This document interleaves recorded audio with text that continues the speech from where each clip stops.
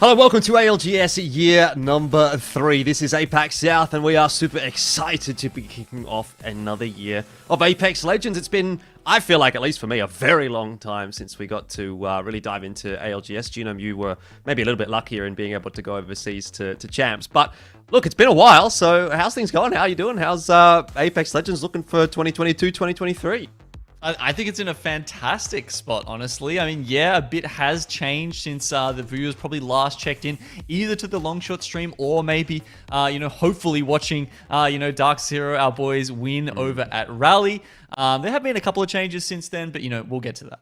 Yeah, indeed. Obviously, lots to talk about, lots of changes, lots of new teams, lots of teams sort of disappearing, and obviously a lot of teams kind of morphing into different entities, I suppose, is probably a good way of putting it. Obviously, there's a lot that we do need to sort of touch on coming out of last year and into this year. I think before we do that, though, Gina, we probably should welcome everyone back to year 3 of the ALGS. So take a look at this first. Looks like Dreamfire are in a great position to take this out. Just don't have what it takes. Dreamfire with the back-to-back, Gina. EXO has the 2, trying to finish this game off. Liquid will come second, but EXO. Blast Lightning's out, Optic is out, GMT is out. Dark Zero looking to go back-to-back. Dome Shield is placed, and now Dark Zero is going to be your champion of the Apex Legends.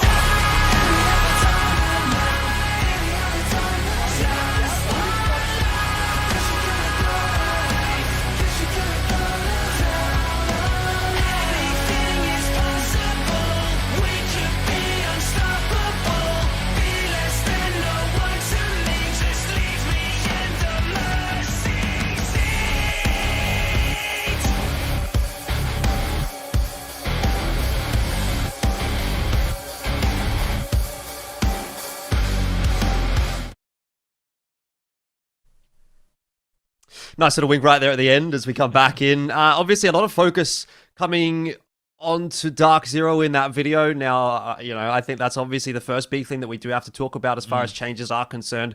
They're not competing in APAC South anymore, so they've made their way over to North America, which is great for them. Maybe not so great for us. We don't get to watch them anymore, or at least not as often in our region. But it does open the door up quite a lot for a bunch of the other teams to, really take a top spot within the region.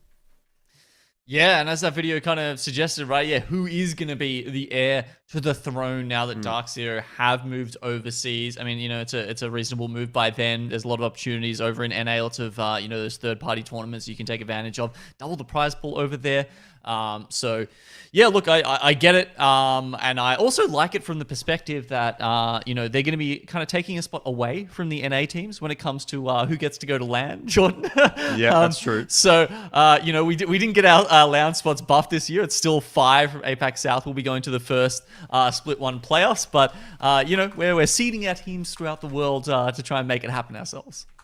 Yeah, look, I mean, there's a bit of column A, a bit of column B, right? There's a part of me that's kind of happy to see it because it opens up the door for more APAC South teams. It's part of me that's sad because it does mean that the best team that we pretty much got to watch in this region is now no longer in this region. And in a sense, can you make the argument that they represent the region anymore? Maybe, maybe not.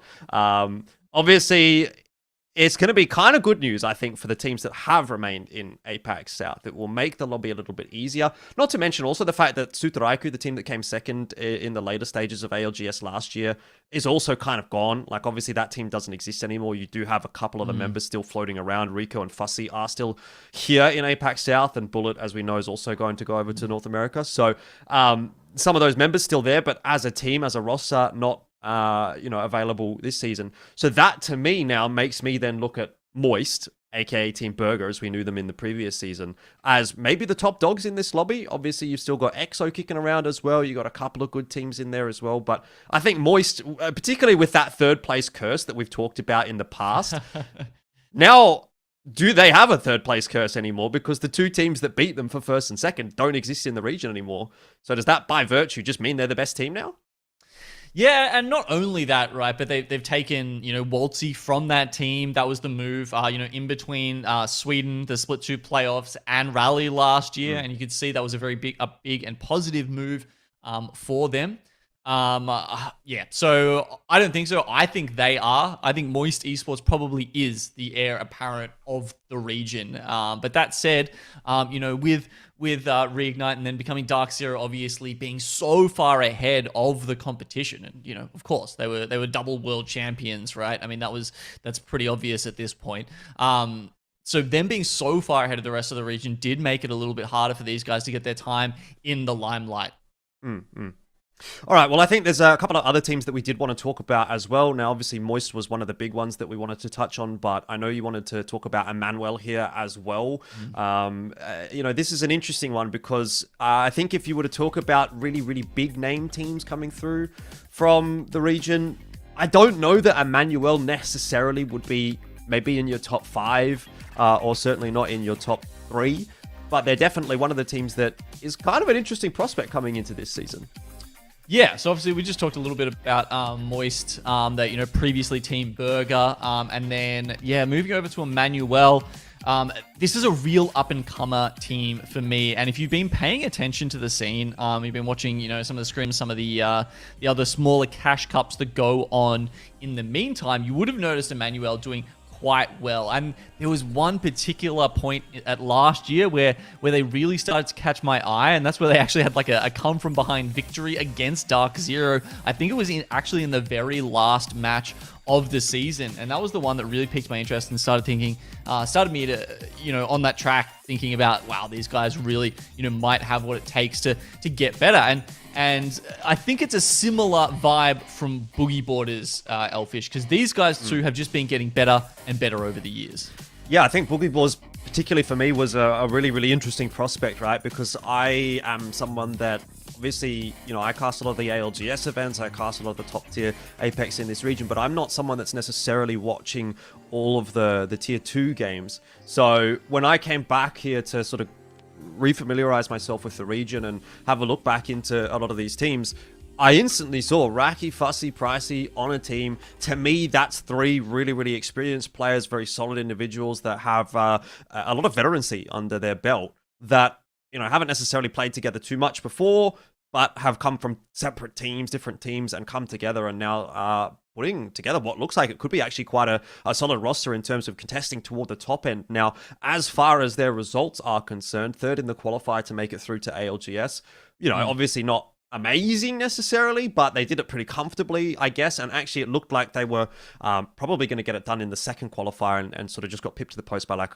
a tiebreaker. I think it actually was. It was either 1 point or a tiebreaker. So, look, I'm really keeping my eyes on that Boogie Borders roster. I think they're probably better than what you would normally expect for a team coming through from the open qualifiers. Like normally you see these open qualifier teams and you go, all right, well, there's a very good chance that probably 80% of these are just like the dead bottom teams. But I have higher expectations for Boogie Borders than something like that.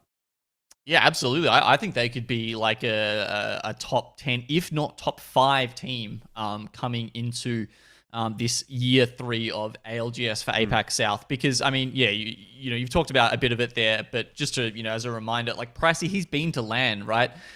He was on, I think it was it Team Burger, the first iteration of it that was in Sweden. And then, unfortunately, got kicked off the team. But he's kept his head down. He's kept his foot to the grindstone. And he's made it back into this roster, which is looking good.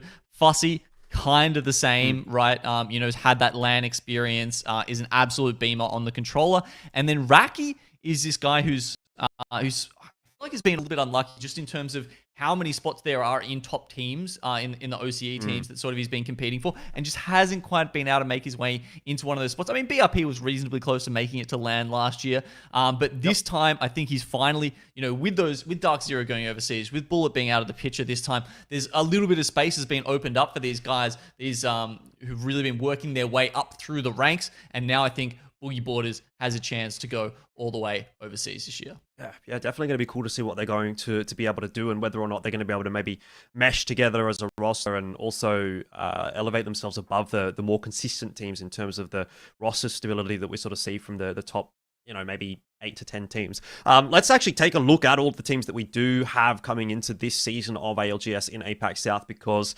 obviously we're focusing on a few of the big ones that we really do want to touch on, but there's plenty more to really keep an eye on here. We've touched on Moist. I think for me, they're probably the big dogs coming in. EXO definitely going to be another one to sort of keep your eye on. Dreamfire is back. Buriram United, which was formerly known as Lightning Unicorn. I think they're a pretty hot prospect as well. Didn't do too well at ALGS champs, but, there was that sort of asterisk that they were playing with a couple of subs there. Hopefully, they're going to be able to sort of get it together again and get themselves overseas another time for a bit of a better cracked. Who else? They were United, free agents. I think definitely two teams to kind of touch on as well. Like, there's a lot of really good teams coming back from last year or last season, I suppose. But there's also quite a lot of new teams that we're quite excited to kind of get a look at and see what they're going to bring to the table. Yeah, you got to remember, with that change from 40 teams down to 30, it's just made everything that much more exciting and raised the stakes that much more. I mean, it did feel like there were a couple of teams down the bottom there last year that perhaps weren't quite on the same level. And now that we've constricted it into 30 teams, I don't feel like that's going to be the case so much anymore. I feel like we're really, going to get the best out of these lobbies, and it's just going to be really high quality, cutthroat Apex every single week here in the ALGS. Yeah, indeed. A few that might also still be able to trickle their way through. I think Stinky B definitely one to keep an eye on as well. I've always felt like they've been a bit of a team that's kind of flown under the radar, but when you actually look at their results and what they've been able to put together, generally speaking, it's been, actually quite competitive from them. So they had a couple of hot streaks, right? Yeah, there was a couple of times throughout the season where they really popped off. The domers from Dome down there on World's Edge. It's a spot that we actually don't see teams succeed from that often. I think I can remember seeing some stats about teams in the ALGS across the world, and how they played from Dome, and it's not a particularly successful position. And I looked at those stats and I was like, wow, Stinky Beat were probably the best in the world at making that spot work for them, making that landing spot, that POI, into their own, really. Yeah, indeed. Who else to really touch on here? I think there's so many really that we can go down the list and talk about. But is there any other major changes I think that we need to get to before we dive into the games? Obviously, as far as maps are concerned, it's still the same old. We've pretty much got the same as far as the legends are concerned as well. Obviously, new additions aren't coming through just yet. There have been some since like the last, since we played last year, obviously, and even since Rally a little bit, I think. So just to remind everyone, we're not on Season 15, the current patch. We are now playing on a specific ALGS build that the players get access to. So that means, just to ensure stability and everything, make sure there's not too many bugs coming through. So we're still on the Season 14 patch. So that means Catalyst is not available. But all of the other new legends are. So, the Newcastle, which we just saw that coming through at the end of Rally and saw that, finding its purchase. But actually, that's a good point. Now I'm trying to remember, has there been one or two legends released since then? Oh, Vantage is the one. So that they will have access to Vantage, which they wouldn't have at Rally. Are we going to see very much of that, though? I don't think so, based on what I've been sort of looking at when it's come to scrims. It's not really been picked up. I mean, there are, I suppose, some changes in that respect that we do need to talk about. Obviously, Gibraltar very much dominant last year, back in the 2021-2022 stages of ALGS. Doesn't really seem to have sort of followed through here. Obviously, Valkyrie's still very much a pickup. Seer has come into the meta. Definitely something you're going to be seeing a lot. Watson as well. We know that was obviously very, very popular within APAC North, but we didn't really get to see too much Watson in APAC South. Seems like that's kind of shifting in here and there. I've seen a little bit of crypto around as well, maybe more than what we got to see earlier on last year, but I think toward the latter stages, we started to see a little bit more crypto filtering into APAC South as well. So I think we're actually kind of getting a little bit more variety maybe from the compositions this season compared to last season. Is that fair to say? Yeah, I think so. It's like we've kind of proliferated a lot of these compositions, as a result of having that world meta clash together at those lands. It was a little bit siloed before that. And you saw the APAC South caustic go up against the Watson from APAC North, and then of course Furia coming second at Rally and showing everybody that aggressive comps, the comps with Sia can do very well. And ever since that, as you said, Sia definitely will be quite prominent in this meta. Yeah, indeed. All right, well, from Legends, now let's start to talk about maps. We do have a little bit to touch on there as well. For our first lobby, we can take a look at where the drop locations are going to be, or at least where we think they're going to be. Things may obviously change. Now, it is going to be Storm Point today, and it doesn't really look like there's going to be too many contests. Maybe a little bit going on down there for Antenna. A couple of teams still undecided, but you can see some areas of the map still relatively open. Fish Farm Scale Station, the one kind of screaming out to me that we normally would see at least a team in. Yeah, it's like, I think you always have to take the first week with a grain of salt, right? Because like teams are going to put their drop locations out there, but until you actually get into the lobbies, there are a couple of teams who decide, look, what, it's not worth it to fight for the wall. I'm just going to go over to North Pad and play some slightly different rotations, something like that. Are two people going to fight over Antenna? Like possibly, but in APAC South we have found that usually teams will work it out, but sometimes on the first week, you do get a little bit of that excitement early on. The thing that strikes me about this map, Elfish, is looking at EXO at Launchpad down there, and I'm thinking back to Rally, where on Storm Point, they did really well, and it was partially because, Gale Station and Fish Farms were getting left open.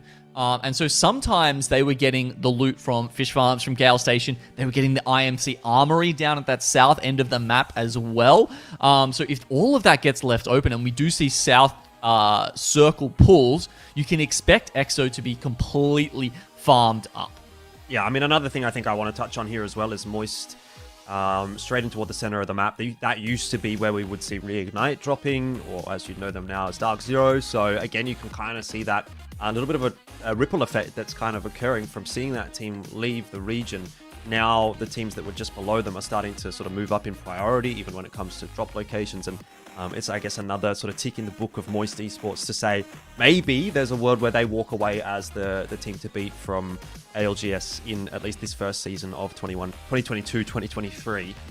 No, obviously massive changes, I guess, aside from that. I do kind of want to see what EXO's going to be able to do. I'm really kind of hoping that they're going to be able to come back and have a really, really strong season as well, because I'd like to see them contesting quite heavily toward the top end. They were United, another good drop location for them, so nothing really to touch on there. Well, actually, just quickly on that, Barometer, they're getting that to themselves. We did see a lot of Barometer splitting in APAC South last year. So, depending on how the groups shake out, obviously we've got 3 groups instead of 4 this time, so there's a little bit less variability, but you still will see differences, when A goes up against C versus, say, when A goes against B, right? So, yeah, getting Barometer to yourself versus splitting it, big difference there. And, they have shown at LAN that they can be a pretty fearsome team. They were definitely fragging out in some of those global lobbies, so they're going to be coming back in with some renewed, experience and confidence, I would think. Do you like the fact that we've only got the 1 map per day here? I mean, obviously for today, it's just going to be Storm Point. It's 6 games in a row of Storm Point as opposed to the 3-3 split. I think we figured out that might have changed. Changed again. There was a little bit of discussion between the admins and Liquipedia and what was right.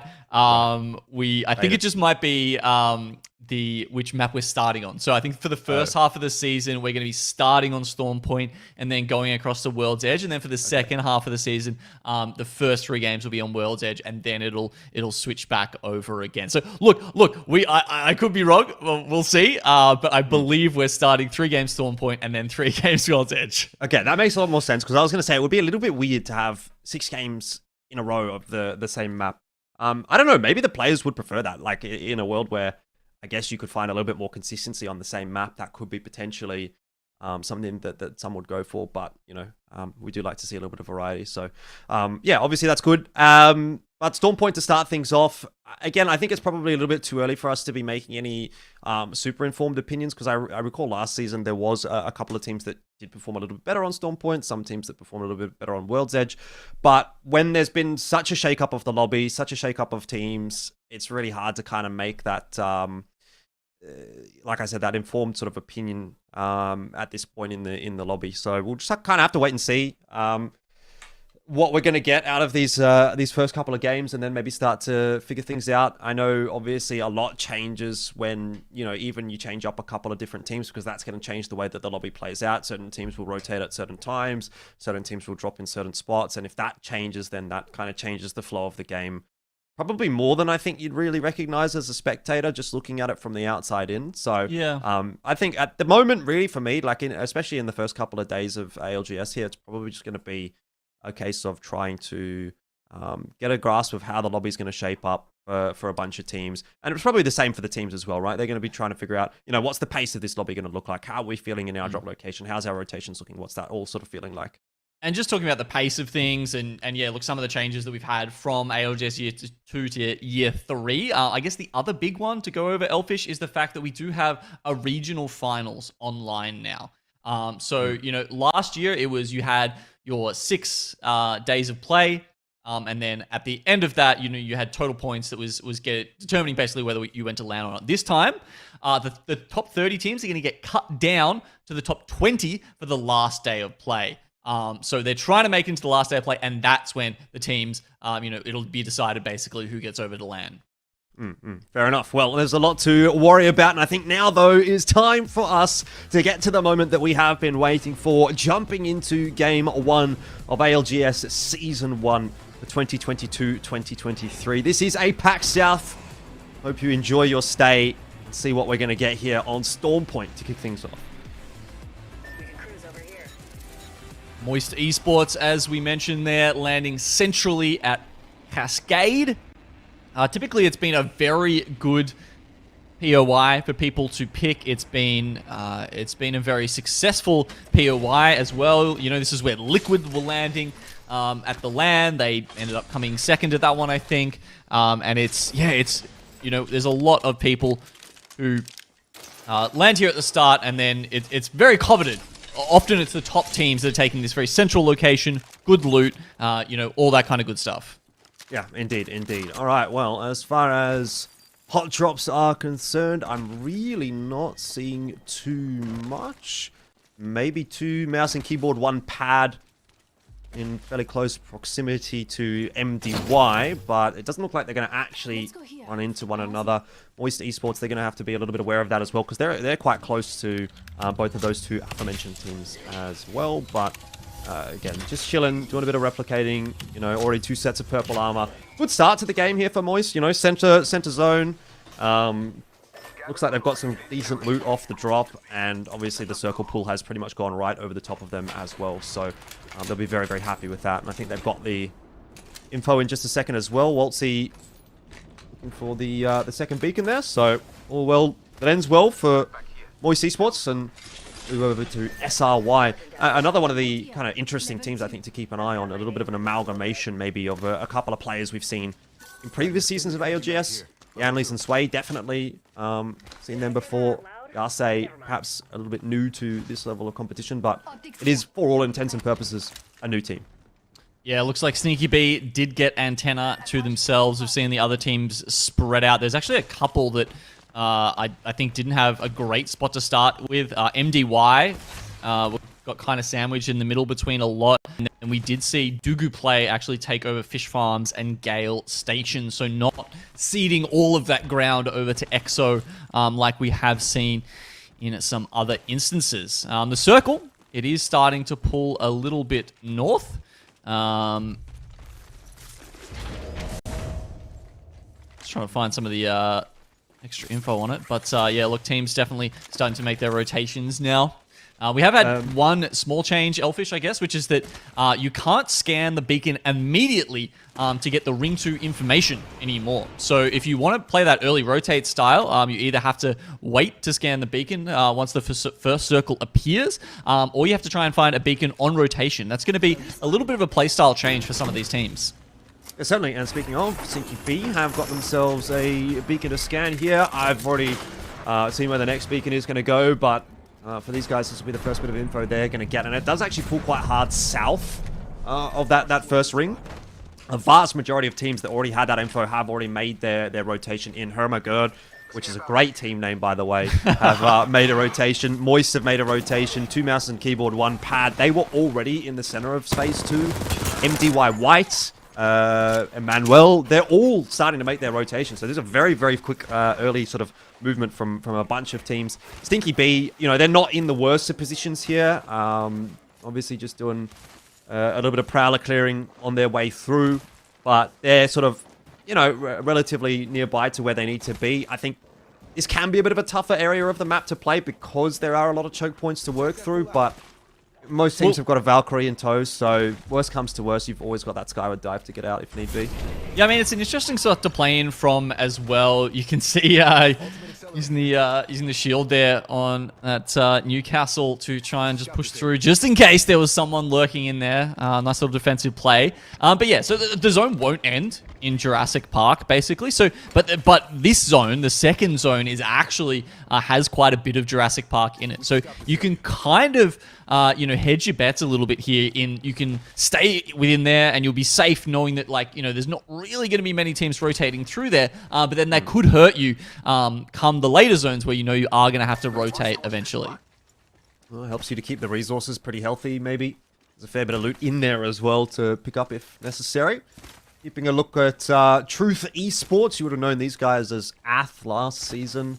Zaijin God, Mosu, Nutsuru, Sama, definitely, I think a roster that we had high expectations for last season that maybe didn't quite hit that level. So I think coming back into 2022, 2023 for these guys, still quite high expectations in my opinion. I'd like to see them kind of reach those heights that we saw from them probably back more towards 2020 prior to 2021.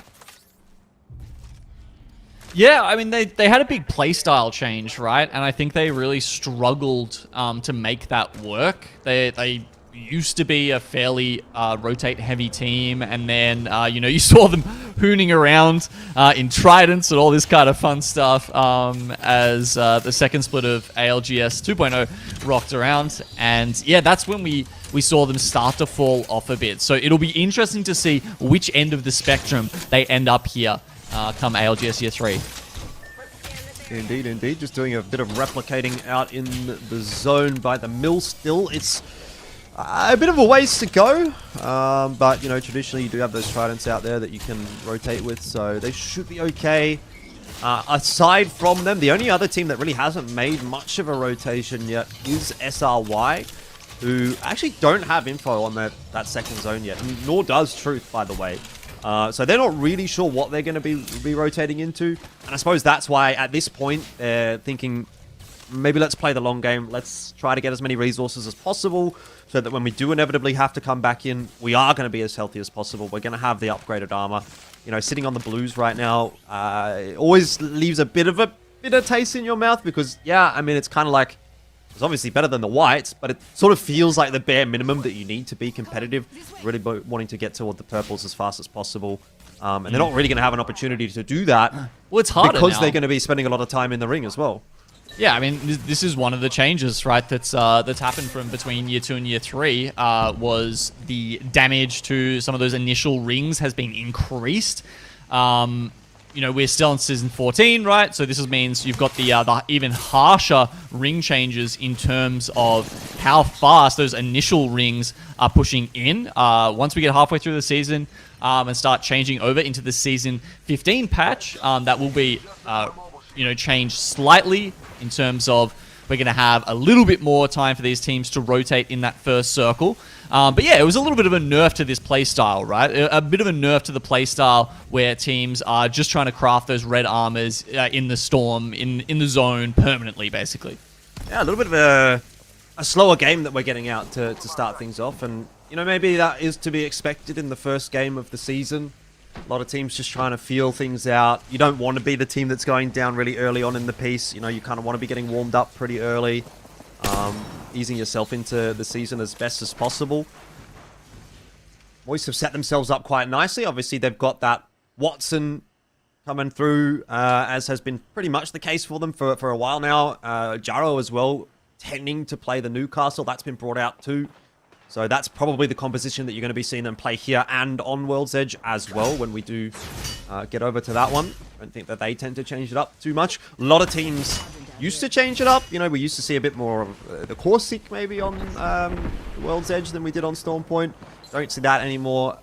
And I'd say, based on what I've seen as well, just taking a look at some of the scrims and such, most teams, they seem to be playing the same comp on both maps. There are obviously a couple that tend to change things up, like maybe a Seer in for a Watson or a Crypto here and there. But for the vast majority, it seems like they're actually more than happy to just stick with the same three, whatever that three may be, although they're not always necessarily the same three for every team, obviously.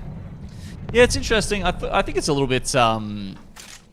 I didn't expect that quite as much, honestly. I mean, yeah, obviously with Seer coming more into the meta, it does seem to be quite a flexible legend. But it's just, you know, the maps do play out quite differently, and I would have expected teams to lean into that as much as possible. But maybe it's just that, you know, learning one composition and learning how that plays is, you know, more beneficial than trying to tailor it to each map. Yeah, I think it's a comfort thing as well, depending on the teams and players. You know, sometimes you have players that really do just feel comfortable on one or two select legends. And I think it is a big difference maker at a level like this, the sort of 1%ers or the 2%ers. You know, if you're not 100% comfortable with your pick, then that can kind of get exploited when you're playing against the best of the best. So we'll sort of see how that goes. Keep track of it as we go through the day and go through the season. Man, this has been an incredibly slow start for an APAC South lobby, hasn't it, Elfish? I mean, Yep. we've had I don't think we've had a single kill yet, right? We've had a couple of knocks, I believe, and MDY and 2 MNK, 1 Pad are both playing as a duo today. So we've got the full 20 squads, just a couple of people missing though. Yeah, so we haven't had a single kill, and round 2 is about to close. That is almost unheard of for APAC South.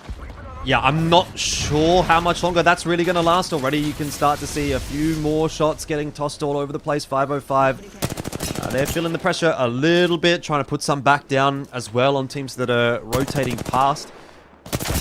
Have to say though, this next circle shift is going to be the big difference maker.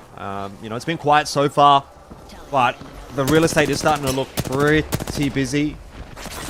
And when this next ring pool starts to come through and teams have to start moving, I think that's where we're going to start to see some problems. So, yeah, already, you know, you can look at 505 and say they've got a long way to go.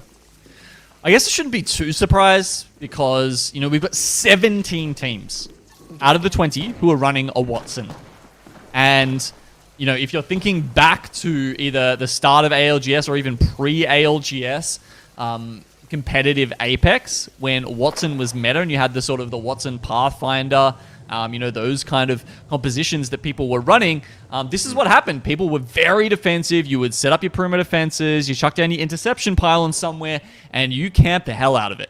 And, you know, we didn't see a lot of fights until people were forced to take space away from each other. So even though teams are playing Seer, which, you know, when... Of course, you think back to Rally, to Furia, of course, that's what first comes to mind when this composition comes up. You know, they're not playing it in that same aggressive way because they're sort of giving themselves both the offensive and the defensive option with the Seer and the Watson on a lot of these teams. This is a bit of an interesting spot to be in for Emmanuel as well because their rotation is not so big. They don't have too far to go, but they are also in front of a couple of teams, which they probably will know. They've got Chambers on that Crypto. He can get that drone up in the sky, have a bit of a look around. They should know that Daewoo United is behind them in towards Jurassic Park. That MDY has a team over there as well. So even if they're feeling comfortable about their rotation, they also have to consider the teams that are coming in behind them, that if they make a bit of a logjam, they are going to get stuck in an engagement maybe on the edge of the ring that they probably don't want to be in. So it'd be interesting to see what they're going to do as far as their rotation is concerned. Truth have spent a bit of time marking out their territory, as you can see, with the Watson fences up. But again, there's a couple of members really close by to them that they are going to have to be aware of. GQ quite close by. We also talked about SRY coming down from the north quite late. They've come into a position quite similar to Truth Esports. So it has to come to a head shortly. I mean, I feel like we've been patient enough, but surely something has to happen soon. Yeah, round 3 is closing, and I can almost assure you that we will be getting a couple of fights happening soon, guys. You've been patient, you've waited long enough, and there you can go.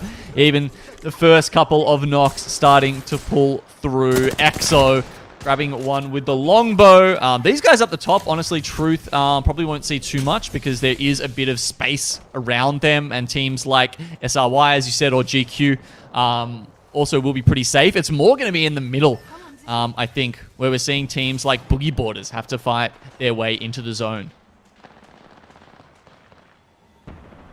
Yeah, and it's getting a little bit busy here for Moist. They were pretty much one of the first teams to make their rotation in. As you can see, they've well and truly set up their building with the fences, with the Newcastle shields, with the alternator pylons as well. They've pretty much got the pick of the positions. It's just getting a bit awkward because teams are starting to get interested, and they're starting to look, and they're starting to think, okay, maybe we want to take this away from Moist, or at least we want to pressure them and make them feel the pump a little bit. So far, they're feeling pretty okay. They're looking pretty good. But you can just see the amount of teams that are set up in this just one set of buildings. There's 3 teams already there. There's a couple just on the outskirts as well. Golden Sage, definitely one to keep an eye on. Oh my god, as well, was a faster rotate. I think that's the team that's actually copying shots right now. As we jump back over to EXO, who's down south. And this is a bit of an awkward spot to be in because they've got a big rotate to make. They've got to go past a couple of teams. Might have to default back to the skyward dive because there is 2 teams in front of them. Well, they're making the most of it right now, Elfish. They've got 4 kills to their name already, and as we said, not a lot of teams have gone down, so that's not too bad. You can see them going up against Valiant. The Seer ults go down. Do indeed. And Strafing Flame with that PK out straight away, trying to make the difference for his team. Has dropped Dexter. You've got another knock as well for them. Valiant looking good in this engagement against EXO, who will be the first team to drop in that engagement. And Valiant doesn't look like there's going to be a third party coming through onto them. They've got enough space to reset, get some armor swaps through if they need them. Heal back on up. Not a good start to the day for EXO, unfortunately. Yeah, it was a little bit of a bracket matchup there. Valiant had already taken down a squad, so did EXO, and then they kind of got thrown up against each other, and Valiant coming out on top this time. So now they're going to be the kill leaders in the lobby with 5 kills to their name. EXO had 4 before they went out. The zone has shifted a little bit more southerly. So, you know, you were saying how many teams are in those couple of buildings. Well, guess what? The one that Moist is in is very much safe. They're okay for the moment. But the 3 teams in the building to the northwest of them are going to have to move now, Elfish. Yep, most definitely. And not only them, but also a couple of the other teams up toward the north. You've got 505 right here, who are definitely going to have to move at some point. Are they going to just try to crash in onto Moist? I wonder if that building can maybe hold another member or 2. Another couple of teams could potentially look toward it. Maybe once the zone pulls in, someone can play the roof as well, because that high ground above it won't be a factor anymore either. And I think that's what 505 is actually thinking about right now. I'm just watching them on my screen work their way onto the roof. Moist with Waltz, he will just push his way out, but instantly booked down to very low HP. Just has to go back inside and hide, heal back up on those shields, and let, as you can hear, the rest of the fighting ensue outside and on top of the building. Yep, on top, underneath. It's like there's just termites running around in this building, infesting it all of a sudden. The Indonesian team, free agents, have found their space. As you can see, Waltzy thought maybe he was going to catch them off guard, but they just turned on a dime and almost put him down. So Moist Esports, that said, because they've been so well set up, they've had the pylons to charge their shields in the meantime. They've been able to get up to, you know, starting some red armors there. Moist in a fantastic spot. They will be having to move in the next circle, though, Elfish. It's shifted south yet again. Emmanuel, oh my god. Golden Sage and Boogie Boarders all getting taken down in that brief period as well. It had to happen eventually. It had to come to a head. There's just so much going on. So many teams still alive that Very difficult for anyone to be surviving at this point. Free agents will drop. Waltzy is on the floor, though, for Moist here. So maybe something that a team could take advantage of. Rez coming through. You can still hear those shots coming through from 505. That's on the roof of where Moist is playing right now. And they're doing a lot of damage, actually, 505. But they're not picking up a huge amount of kills as a squad just yet. They are, though, at the very least, carving out their territory on the roof of this building, which is something that Moist is going to have to be very aware of, because now both of these teams are also going to have to move. The circle has again pulled south. It's again gone away from these buildings. And, well, now push is going to come to shove for Moist, who have done a pretty good job of keeping themselves healthy, stacking up that armor as well. Was that an Arcstar stick? I'm not sure. I don't think so. But either way, Waltzy's going to get himself a knock onto Surprise, and that is going to be what Moist needs to start their push out of this building. Vasey goes down as well. 4505 down to just Axelic right now. And he's jumping off the top of the roof, trying to take that fight to Moist, but inevitably a 1-on-3. It's just not going to happen against a team the caliber of Moist, who still somehow are so healthy. They're so good, just using some of those defensive abilities there from the Newcastle to push further and further into the zone as Dugu play that are just ahead of them on the gravity cannon here. These guys have been waiting for this zone to come in and try and pressure anyone who made it through the gauntlet, who made it out of those incredibly tough fights at the buildings. Moist Esports are still too damn good, though.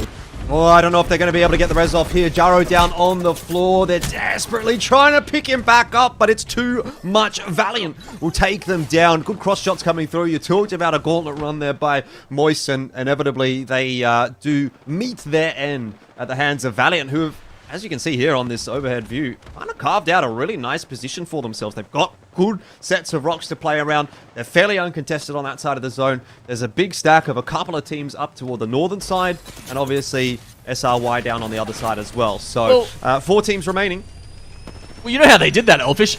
It was by 13 kills. 13 kills is how they carved that space out for themselves. And meanwhile, you know, Truth going up against Northside Esports here. Valiant just look on. They've got enough kills in the bank here that they're just hoping to finish this off with some extra placement points, maybe in the double digits. Maybe they'll take out the dub if they're lucky. The other team on the south side, SRY, are coming in to try and finish off Truth Esports. You can see that they're almost done.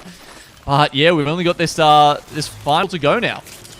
Yeah, Northside Esports able to finish off Truth Esports on the northern side. As you mentioned, there are 2 teams still to worry about, but those teams a little bit more southern than Northside. Funnily, a team called Northside is playing the north side of the zone, but we won't touch on that for too long. They are going to have to start making their way back on down into the waiting arms of SRY. Oh, no. Might have bitten off a little bit more than he could chew. He's taken down really early on in the piece, and now it's down to Emil and James. And I don't think they're going to be too long for this world. Valiant is coming through with a vengeance. SRY eliminated. And it won't be too much longer before Valiant will be crowned champions in Game 1 of ALGS Season 1. And what a start to the season it was for them. That is a massive win in the books already. Oh man, Northside there, they came through. It was like they saw that one player that they could catch off, and it made sense to try and grab that kill.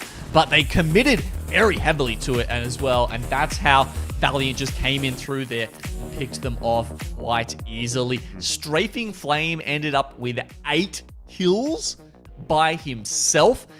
Oh, man, and that doesn't surprise me, right? I mean, this guy is nuts. I mean, last season, we really started to see, towards that second split of year 2, him starting to come alive. And he switched teams. He went from Primus Commander, started joining up with some, some of the players from around the region. Rather than being, I think it's Indonesia he comes from. And once he got stuck into those teams, you really just saw him light up. And right there with 8 kills, I mean, this guy, I think, is absolutely going to be one of the next stars of the region. Yeah, talking about 8 kills just for him as an individual, I think it was 17 total for the team. So that's a huge, huge win to get in the books really off the bat. We didn't really see anyone else putting up those kind of numbers. Potentially Moist, I didn't quite catch how many they went down with, but they were sort of doing 4, a lot of fighting. Yeah, I mean, I guess... Oh, sorry, 9. Yeah, I was going to say, 4's not quite close. 9, no, that I was guess, Exo. compared to Exo 17. Maybe not quite close either, but, I don't know that many teams really would have been getting too much higher than that. It sort of felt to me like Moist and Valiant were the two teams that were like in a lot of those engagements that we at least got to see on the stream here. Yeah, EXO went down pretty early on in the piece. Hermagur didn't really get to see too much from them, even though they were in the middle of the zone. 505, I didn't catch how many kills they got, but they were certainly doing a lot of fighting as well. Yeah, maybe not. Not putting the kills on the board, even though the damage certainly was coming down from them. I think they were really in a tough spot on top of the roof of that building that they were trying to hold on to. So, yeah, look, I guess end of the day, the big takeaway is I don't think it really matters who came second, third, fourth, fifth, whatever, how many kills they got. When Valiant's pulling off a 17-kill win to start the day, they are going to be streaming out far and away above everyone else and putting themselves in a fantastic position to get the top of this lobby kicked off really, really nicely in game one. Yeah, 29 points for them is kind of nuts. Usually you'll see a team take out a dub with, say 70 points, somewhere around that kind of speed. Actually, no, sorry. Maybe it's a little bit higher sometimes. I mean, a really amazing day is like 100 points, right? So, if you can end up with, like, say, between 80 and 100, you're most likely going to take out the win. And getting 30 in one of the 6 games, obviously, puts you a long way towards doing that. Yeah, certainly. Look, end of the day, obviously we've still got a lot of games yet to play, so we can't really count our chickens before they hatch necessarily, but fantastic start for Valiant. Moist is looking pretty strong, the way they were able to sort of carve a path through that gauntlet run. Ultimately it did come to an end, but they got through 505. Was it Daewoo United that was sitting on the cannon waiting for them? A couple of other teams that had angles in onto them on that cross as well. They got through 2 teams and ultimately then fell to Valiant, who was the team that went on to win the game and was already very well set up to sort of meet that push coming in from the edge. So I got to say, I think from what we saw from Moist as well, they're kind of still looking like a cut above this lobby, just the way that they cut that path through a bunch of teams. Yeah. They just look to be in a sort of class of their own, even though it did come to, I guess, a bit of an untimely end. I mean, but we'll have to wait and see a bit more from them, I think, before we can really get too excited. There's limits for everybody, right? I mean, Correct, even last year, you see, some crazy final circles where, Dark Zero would cut through like 6 or 7 teams or something, but they still couldn't take out the win because at some point it just becomes too much. And yeah, like honestly, winning that fight against Dugu at the Gravity Cannon was pretty special by Moist. They definitely deserved the 9 kills that they ran out this lobby with, this game 1 at least. And yeah, as you said, they are looking very good. If they get a circle that favors them just a little bit more, definitely expecting a lot from them. But Valiant, fantastic first game. Couple of big names on there. Loved how they put us together with that one. Yeah, I mean, I think that's going to be a hard one to replicate on a fairly consistent basis, to be honest. It's not every day that you see a 17-kill win, but it's certainly not every day that you see that multiple times in a day. I want to say even at their best Reignite, I think we're hitting like 12-kill wins, 11-kill wins when they were kind of getting those wins over the line pretty consistently. So 17 is a big, big number to be hitting. We'll have to see whether or not anyone else is going to be able to best that this season or maybe do a little bit better today. Again, though, consistency is going to be key, right? You can't have that one big one-hit wonder kind of a game and then just go completely missing.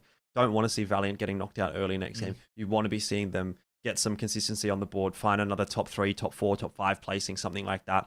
Just to keep that scoreboard ticking over and, really then starting to put pressure on some of those other teams that we probably talked about a little bit more at the start of the day, right? EXO definitely didn't get much done. Daewoo, they did okay in terms of surviving. So did Moist, but those teams definitely keeping an eye on things and wanting to get toward the top end of this lobby as soon as possible. For now, though, it's time for us to take a short break. We do have, obviously, a bunch more games coming up today, so don't go too far away. Game 2 is going to be on the other side of this.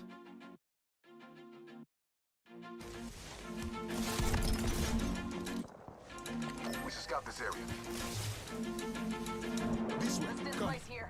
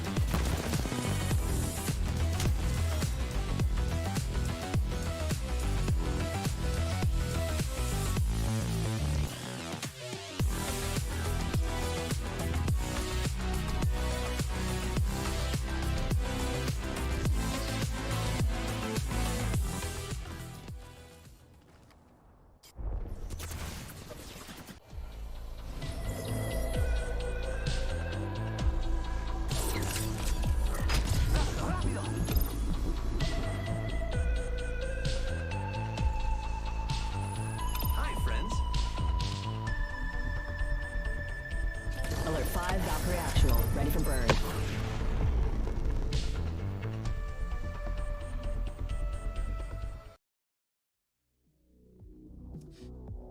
G'day, welcome back. It's ALGS APAC South to kick off another year, and we're super pumped. How many supers do I really need to put in there? I don't know. 3 seems pretty viable. Game 1 in the books though already. Genome. It was, I think, a bit of an interesting one, a bit of a change up maybe to what we had seen in previous seasons of ALGS. Obviously, we needed to touch on the legend picks. I think that's going to be a big talking point. That very much then influences the way that the game plays out. But the first thing to point out, of course, Valiant. 17 kill win, absolutely dominating that first lobby and putting themselves in a really great spot heading into the deeper games this afternoon, I suppose it is. Yeah, you're right. It was a great performance by them. And, you know, what was that on the back of? What were those comps that we were seeing? Why was it so slow? Why does it feel like, you know, the EU meta of days gone past? And if you look at the legend picks that you can find out exactly why that is, right? Valkyrie was picked by every single team, so we're looking at a 100% pick rate for Valkyrie right now. And then, as I mentioned quickly within the broadcast as well, 17 out of the 20 teams picked up Watson. You know, and then some of those were switching between Seer, Newcastle as some other options, and then there were just I think it was testing my memory. There's one team that had Bangalore, and as you said, a couple running crypto. So a couple little tech options there, split between sort of Seer and Newcastle as that third pick. But then Valkyrie Watson really is the backbone of the team compositions right now, and that is completely dictating the pace of play here. Yeah, I mean, it's very interesting to sort of see which teams are going toward which compositions and maybe why they're doing that. Obviously, Newcastle seems to be the one that's trending a little bit away from the meta, and maybe you're getting a little bit more Seer, a little bit more Watson than that. But either way, obviously we need to talk about game number 2, because that's where we are going to be heading. And again, back obviously onto Storm Point to sort of see how things do play out for another time. Are we going to see another repeat performance like that one from Valiant? I think it's very, very hard to replicate a 17 kill win. Sure, they might be able to go back to back and get a win, but 17 kills, I don't know if they're going to be able to do that twice in a row. Yeah, I don't know if anyone like sets out to do that.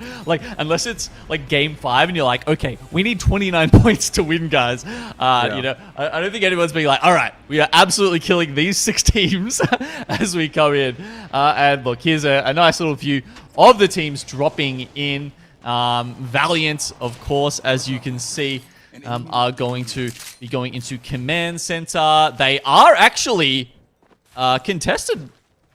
I'm just trying to make sure that this is like, are they on the same level? Because obviously there is multiple levels on the map here, and yes, it was. So there were 2 members from GQ, and Strafing Flame has had to gravity cannon himself all the way over towards like MDY just to get away from this. And look, he's survived for the moment, so hopefully he doesn't get spotted out. But this is not an amazing start for the looting paths of Valiant, who obviously, you know, are going to have to figure a few things out about how this, very least, the circle's pulling in their direction, Elfish, and so they won't, you know, have to worry too much about the rotate. Is going to give them a little bit of extra time to play with, which is nice, but Strafing Flame, he's going to have to be a little bit careful, because I am just watching on the mini-map, and if he continues going where he is, which, I mean, he will, because he wants to get back into Command Center. You can see him working his way through that tunnel.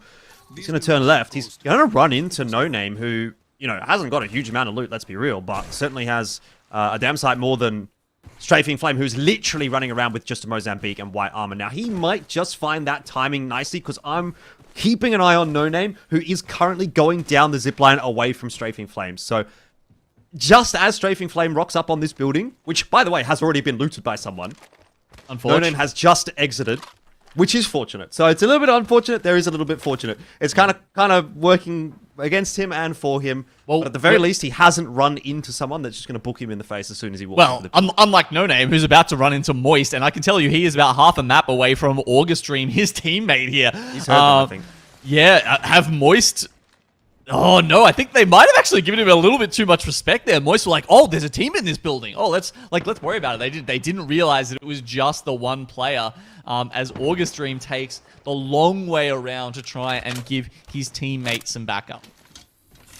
I don't know that this is going to be a fight that they want to be getting into, though. Like, I mean, regardless of whether it's Moist or anyone else, you're fighting essentially a 2v3 here. Also, you have Valiant quite close by, although I actually can see them skyward diving their way up to the wall. So maybe that's not a factor anymore, but let's be aware of Hermagerd, who are working their way up in this direction as well. We'll jump back down to the southern side of the map, where we do have a couple of teams going head-to-head. One of them, Dugu Play.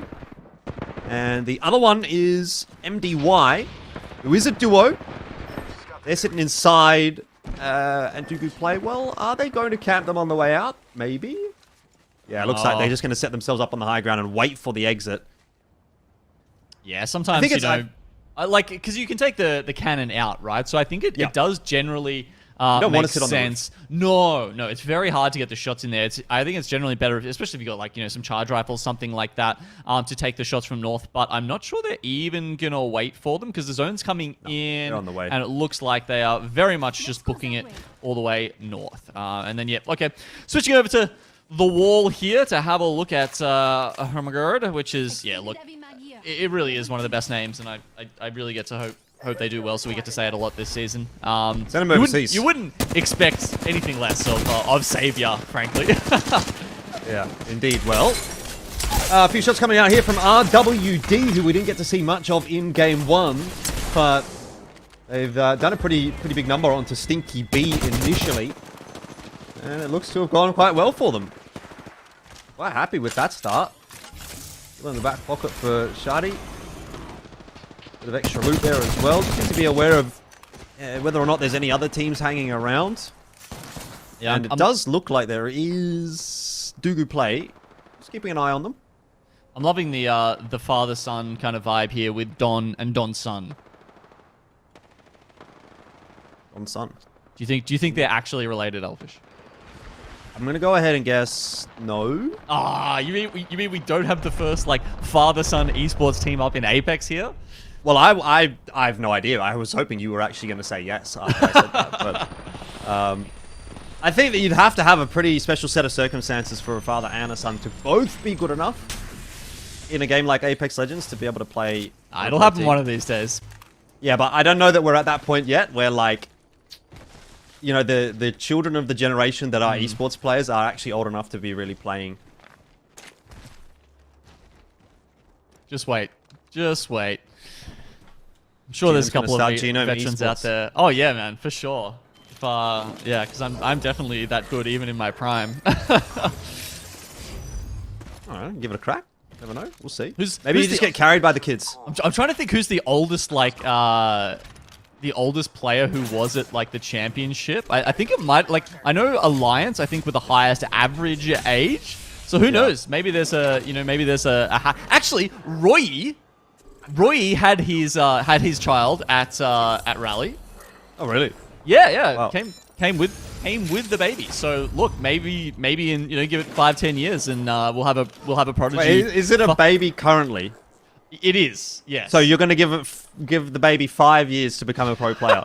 Well, I mean, if it's the child of Roy, I'm actually not sure if it's a son or a daughter. But, like, either way, you know, if it's Roy's child, I have, like, full faith. Full faith. The genetic diff. It's got A, the genetic diff, and B, you know, it has it'll get tips from the best, essentially. All right. Well, let's focus in what's happening here on the screen, because Golden Sage actually up inside of that next zone, it did just shift very, very, very hard toward the north. So we're talking the wall, we're talking high point, we're talking command center. Those are probably the 3 points of interest that make up the Bermuda Triangle of this zone. And that was a really nice overhead view from the crypto drone as to what's going on here. A lot of teams are already up there. Here's the minimap to give you a bit of a look. A lot of the area inside of the wall has been occupied. Also that northern edge of the zone where that sort of cliff is. We know a lot of teams can kind of occupy that area as well. So we just saw, I mean, we're having a good look at the map here, which is obviously important, and, you know, seeing the teams up at the north in that good spot. It's just funny to note that the team behind there, the skyward dive was, like, just high enough for them to make it on top of that wall. Well, awkward. Big rotation still yet to come through for a couple of teams working their way through Stormcatcher at the moment.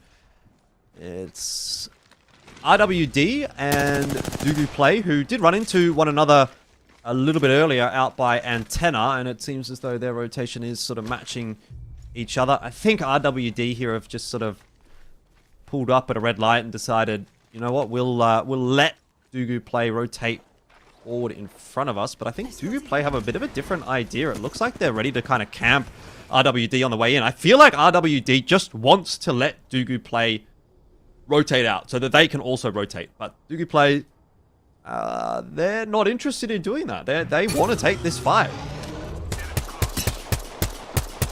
Seems to get a little bloodthirsty. Maybe they're, you know, after last game, surely some of these teams are like, man, I don't have to wait that long to fight again. They, you know, they want to get something started early, get some action happening. There's certainly a little bit more action happening in this second game than what we did get to see in the first. I think the map is a little bit more open. There's maybe not as many buildings that teams can occupy outside of, obviously, the teams inside of the wall, but, you know, that's going to occupy 4 or 5 teams. Everyone else pretty much is going to have to be playing the edge. You can see that's what Dewa is doing. Boogie Borders as well, just above them on the hill. You can just see Fussy up there with the gold armor on. They're inside of an orange Boogie Borders, so they're actually quite happy with the position that they've got, but they would really need about as hard of a north shift as you could get to be able to play this position again in the next zone. And they also don't have the info. There isn't really that much that they can do in terms of gathering that info for the next zone either. There's no beacons that they're going to be able to tap. So hoping rather than knowing is going to be the name of the game for them. Sentinel out here for GQ. And this is one of those Seeing crypto too much. teams. You know, they've, well, look, they might not be seeing too many people, but they have seen where the next zone is going, so they at least know that this this building that they're in is quite a valuable spot to hold. So having some of that sniper ammo, well, actually not too much, but, you know, the shot's ringing out now. It is a very good spot to hold here. You know, they've got the Watson on the team as well, so like we've seen, it's very, very good at holding teams at bay once you get set up. Yeah, again, there'd be a team that would really love a hard feed, but not sure really how likely they are to get it in their position. Our way back over to... They were United. Emmanuel, who are rotating on a Trident. Yeah, so these guys They're in were an just awkward spot. behind Dewa, and they used the drone. They were scouting over because obviously there's that big drop in the cliff below where Dewa are. So they were using that to try and see if they would be able to make it up there. Obviously decided it was too risky, and yeah, as we saw there, trying to just bleeding their meds and using this Trident to try and make their way around to a different point of ingress into the zone. Looks like they want to come in through the wall. Maybe they're taking that zip line up. You know, the one where you go straight up into the wall, up to the gravity cannon. But they'll obviously come out in a position that is quite heavily contested. All those teams just sitting outside of the wall do actually have to move. And speaking of which, I want to touch on Moist because they have been the first team to move with this new zone. Already, like, straight away, Skyward dive straight into the center. And they're going to try and set themselves up under the bridge. Maybe do a bit of trolling. Yeah, it was a ballsy move. Most of their cover already being taken down. Actually, there was, you know, the castle wall got put down, and other teams who have got nothing better to do, just plinking away at that and making sure that they their cover is reduced as much as possible. That said, of course, the perimeter fences are buying them a little bit of space. You can see there from this beautiful top-down view how much space they are cutting off, but there's always, I think, going to be some angles, especially as more teams start to flood into this region. As you said, them being one of the first. Well, I mean, touching on Boogie Borders, who we did say needed pretty much the most hard northern feed they could get to stay in their position. They've more or less got that, and so they can be sitting pretty. There's a good knock from Killerpulse, and actually, team goes down. GQ very quickly dealt with there by Exo. Pretty much blink and you'll miss it kind of territory. And it is now Exo that pretty much controls the ultimate high ground. Yeah, so that's one team gone, and Exo, okay, having a look at the next circle, that building that Exo and previously GQ were holding, it won't be in it, but they'll be close enough that they can probably just make their way in quite late if they want to. Having a look at, I mean, not quite trolls, but they are waiting to spring a trap here down at the side of the wall. This is, of course, Emmanuel, who are making their way through. So I guess they're... Oh, yeah, man, they've got so little health. I mean, Chambers and Asia are on a Skerrick. If they get even touched by the ring, they're going to go down. But they obviously have no options because, you know, there's nowhere really to loot. And they're just going to run in at the last moment. This is going to be extremely tough for them. They do have a Skyward Dive, but yeah, if they got picked off, that'd be really tough. That's not them up in the air. That is a different team. That is Hermagerd taking some shots there. I don't know that Emmanuel makes it out of this one alive, but either way, we'll touch on 505, who have got themselves into an engagement. No knocks just yet, but Axilic will see one fall. The hands of Vasey. It is a bit of a trade though, 2-4-1, and it is now down to just the sole survivor for 505, who can't last too long. At the hands of MDY White, Feiju will need to get picked up. I'm not sure there's much time for that. Third party shots coming through, and MDY White, they are now the ones under the pump. Northside Esports looking for some free points. Seer ultimates down everywhere. The exhibition has opened, ladies and gentlemen, and we can see the rest of these teams are really struggling on this west side of the zone. Elfish, early rotators like Moist, they're sitting pretty right now. The rest of the teams, it's a bloodbath. Massive crossfire to find yourself in there for Chambers. Not much he can do. Emmanuel out. RWD also dropped, and I will mention MDY White right after getting that initial fight win. Got third party to finish off as well when we were in that overhead shot. So they're also gone. We're down to 12. Valiant have set themselves up here, still in the wall, but they're going to have to get a bit of a wriggle on. Hannah has got Valk Ultimate available if necessary, and I'd have to say it probably is going to be necessary, because walking your way up this slope when you've got teams that have already set themselves up on the high ground, never really going to be a good idea.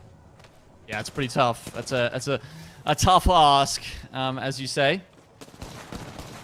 A couple of these teams just peeking out. Kissans from Dewa.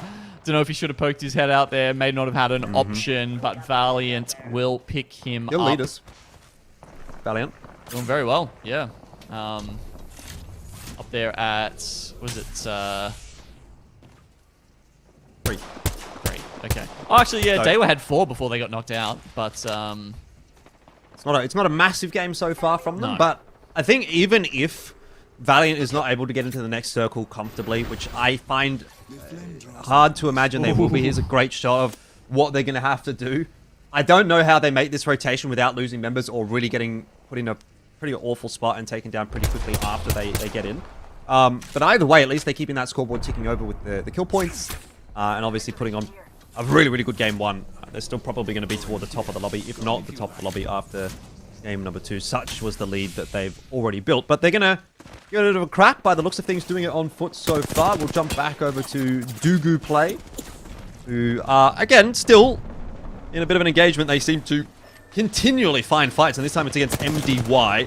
This will be a 2-on-3. They did lose the initial member. It doesn't matter. They do win the fight, but oh, mate. losing 2 players for it, probably not worth it. It's going to be just Tony left to carry the torch because the zone's moving in. He's got to go. Yeah, I really saw that coming as soon as that fight started. The zone was way too close. Those teams made the decision definitely too late. Okay. Has this castle wall come out too late is the next question, I guess, as we do see Valiant pushing into Moist. They've taken 1 loss here, but coming down from the high ground, trying to finish off the last couple. And Moist, again, make it top 10, but not any further. Yeah, Valiant seems to really be the arbiters of Moist Esports so far today. They won't go too much further, though, because they will get jumped upon by free agents and finished off pretty easily. Nice couple of pumps in there, though, from Strafing Flame to finish off Moist. And I think you'll take that if you're Valiant. A few extra kill points on the board is more than enough for Game 2, considering the circumstances that they were put in. Now, Golden Sage is the team under a lot of pressure. There's a EMP out there from Mobius, I think, to try to keep EXO at bay. Got a live one out there. Okay, so this is Exo Clan right down the bottom of the circle. Yeah, as you said, they're against Golden Sage here. Do get that information with the crypto drone there. G-Pay is going to be the first one in, but Exo Clan, they've got the high ground, and it feels like they're going to get the better here of Golden Sage. Yeah, really good util usage from EXO in this one. We'll touch on that in just a second. Oh! The fight is over. Golden Sage somehow pull it off.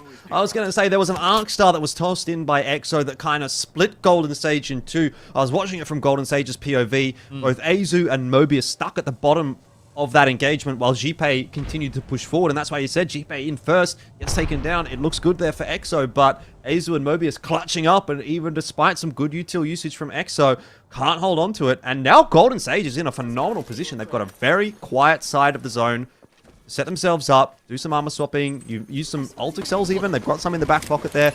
The problem is going to have to be, though, when they're making this cross, and you can actually see it from Free Agent's perspective there. That team that was crossing, that was Golden Sage. That's the team I'm talking about. Free Agents will take the opportunity to move as well when they start to hear those shots coming across. Mobius, Azu both do go down for Golden Sage, and Free Agents, well, they've made their cross quite comfortably already. And finally, SRY have their time in the sun. These guys have been holding this platform for the longest time. And that is exactly where the circle has shifted to them again and again. Yeah, that rock that SRY is watching at, that's where Golden Sage is stuck behind. They did actually manage to get their reses. You can still see Yase and Yenlis getting some shots across, but eventually the zone is going to catch up with Golden Sage and Hermagerd. So both those teams are now down. We are into the final three. Free Agents, one of those teams, setting themselves up on the side of the cliff here and just letting SRY and Boogie Boarders go head-to-head against one another. They're even going to look for the Valkyrie here. Maybe that was just for info. It'll get cancelled. Free Agents, I think they just need to keep their heads down for the moment and let these other two teams fight. Well, Boogie Boarders, you know, they've lost once. It does Free Agent with the full reds on the bottom side. They may not have the height advantage, but they are looking deadly at this point. Yeah, Boogie Boarders, they've just decided they're going to try and hold off for as long as they can now that they're a duo. And yeah, SRY from the high ground, they've made it to the top three now. I think they should be making it to the top one from this position. I mean, they are kings of the hill right now. They've got both teams below them. Talk about high ground advantage. The fact that they've got the Watson here as well to set up with. They can put the alternator pylon up. They can put the fences up. Really going to be tough to climb up. You're probably going to have to Valcult up, and in that case, you're in the air, taking shots for free. Probably not so easy to survive on the landing, and Yase just absolutely beaming one of the Boogie Boarders members down the bottom there. It looks like Free Agents are going to take that fight in that direction. Not to mention just all of that, but you've also got the Seer, who's getting the info, stopping your heals, being such a pain. It's raining grenades there for a second. These Watson fences set up everywhere. They're going to have to navigate their way through that maze of perimeter fences here if they want to do anything against SRY, who can dictate this fight. They have so many options, really, here in this last fight. Free Agents, red armor really is the only thing they've got going on their side. Zone's pushing as well at the backs of Free Agents and Boogie Boarders. Raki's gone down from the high ground. Yase has just such a perfect angle. He is the eye in the sky and really raining down death at the moment. Boogie Boarders do drop. It's a 3-on-3. Free Agents will have to try to make their way up, but how do they get past these Watson fences? They're just going to have to take the fight. Yase losing all of his shields, but just look at the angles that SRY have to play with. They are gotta hit your shots. Not going to win the fight. They really, really are not able to get the shots through, and Free Agents somehow have run the gauntlet and pushed their way up and won that fight. They're just such a fantastic team when it comes to 3v3s, when it comes to fragging, when it comes to, you know, the point and click part of the game, Elfish. I mean, look, you know, SRY, they had the positional advantage. There is no doubt about that. But you saw when they were peeking over those walls there, I mean, not only were their teammates sort of in a 1v3 at that situation, maybe a 2v3 sort of on the other side, taking all of that attention. But when you throw your teammate out like bait like that, you have to make it count, right? You have to be the one coming in and doing all the damage because you're uncontested on the other side. You have all that sort of priority, I suppose. So you need to be doing more damage than your teammates are taking. And, you know, those Peacekeeper shots went astray. And sometimes, you know, in that 5-second window, that can be what determines that fight. Yeah, free agents did a really good job. I think they sort of played with the aggro quite nicely because they obviously pushed their way in onto Boogie Borders, started that fight, kind of drew the attention of SRY in that direction. And in that time that SRY was finishing off Boogie Borders, they had made kind of half the push up the hill work, and they were up in their faces. And at that point, it comes down to, I guess, a bit of a skill diff, mechanics diff maybe, and they're able to win that fight. Interesting the way that one played out. I mean, I think we obviously have to touch on Valiant still doing a really good job in that game. They got a bunch of kills in their back pocket. It should be enough to keep themselves up toward the top of the lobby, but free agents going to be starting to knock on the door. SRY as well. It's actually another fairly consistent placement from them. They did last quite late in the game, in game number 1 as well. So they've kind of gone back to back in terms of at least solid top. I think they were top 3 last game as well. Haven't been able to convert this one, unfortunately. So that is a little bit unfortunate, but overall, yeah, pretty good day from them. Northside Esport as well, fairly late in the game again here, and Moist Esports, probably the other team that, did well last game, didn't quite back that up this game. So they're starting to slip down the scoreboard a little bit. Bit to think about for them. Yeah, I mean, it's we will, I'm sure, confirm some of those scores at some point. It's the scoring that you guys all know and love, right? So you've got 12 points, of course, for a win, 9 for second, and then going down from there into the placement points, it's 1 point for every kill you get as well. And then we sort of take all those at the end of the day, and we award overall split points to those, depending on where you come from 1st to 20th. So first place is worth 25 points overall in the split standings. And then we were talking a little bit earlier about the regional finals. So essentially you need to be in that top 20 to make it to the regional finals, and then you'll need to be in the top 5 out of that regional finals. Well, it's the season overall, but the regional finals will contribute to it. You need to be in the top 5. Actually, sorry, top 4, because it's the winner gets automatically sent over to the LAN, and then the top 4 in terms of points, not including that team, will go over and join them at the Split 1 playoffs in person. Yeah, I kind of like, obviously, that the season has a bit of weighting, right? You can still make it if you perform well in the season. But there is a chance for literally anyone that makes it through to that final lobby to still take that spot. And we've sort of seen in the past here in APAC South, was Team Grape that kind of came out of nowhere in one of those last chance quals that managed to win it. And so it is very much possible if you have a good day and you can get to that match point and obviously win the all-important match point. It can happen. But yeah, I mean, look, for teams like Valiant in particular so far, they'd be saying, hey, I don't know if we need that match point. We're kind of on the way to getting an international spot already. 2 games in the books, and they've done really well for themselves, but still more to do. 4 games to go today. 1 more on Storm Point, and then we're going to start to look toward World's Edge. All right. It's been a lot of fun there. I've 1 game of Storm Point. It's been... it heated up a little bit there in the second game, Elfish. Very slow in the start. Maybe the next game will be, even more exciting right from the word go. Indeed. All right. Well, I think it's time for us to jump into another quick break. So don't go too far away. We'll have Game 3 coming up next.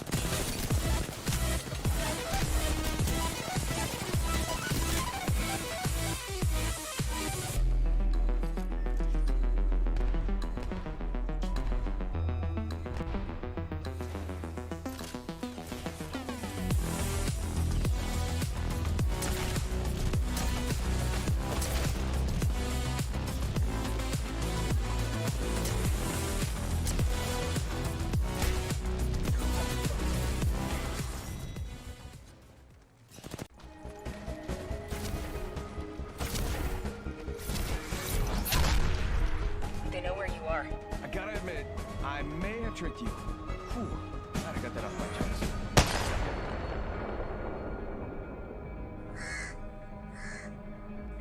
Tell Death I said hello. I will, Lama.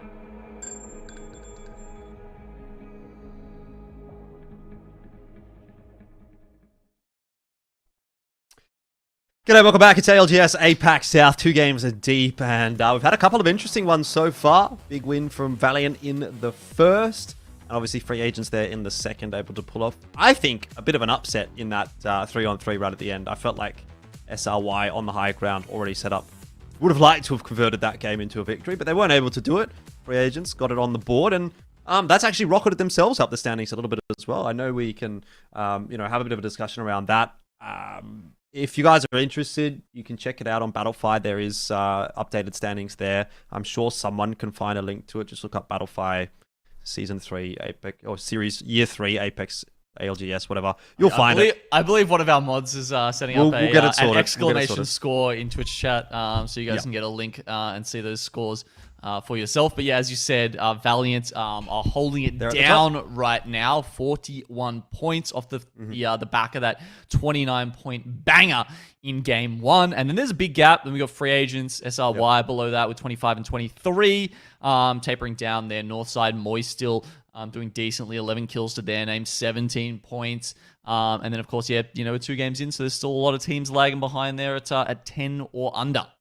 Yeah, indeed. Obviously, it is still fairly early days. We've got 4 games to go today for this lobby. And obviously, there's a fair bit of time to catch up in. But I think for teams now that are kind of sitting on single digits, you're looking at that scoreboard and saying, well, Valiant is 4 times our points. Like, they're on 41 points, or potentially even more than that.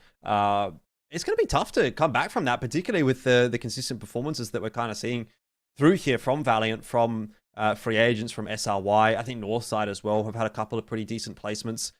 Moist, of course, we know what they're going to be able to do. The big, I guess, surprises maybe for me so far, Daywell United haven't really been able to get themselves rolling too much today. Stinky B as well, not really getting too much on the board. EXO have been a little bit hit and miss. They looked to be in a pretty good spot last game, but then they did lose a pretty important fight, and that kind of ended their game a little bit prematurely, a little bit faster than what we thought would happen. So they might need to do a little bit of work here in game 3 to just get themselves back into that conversation.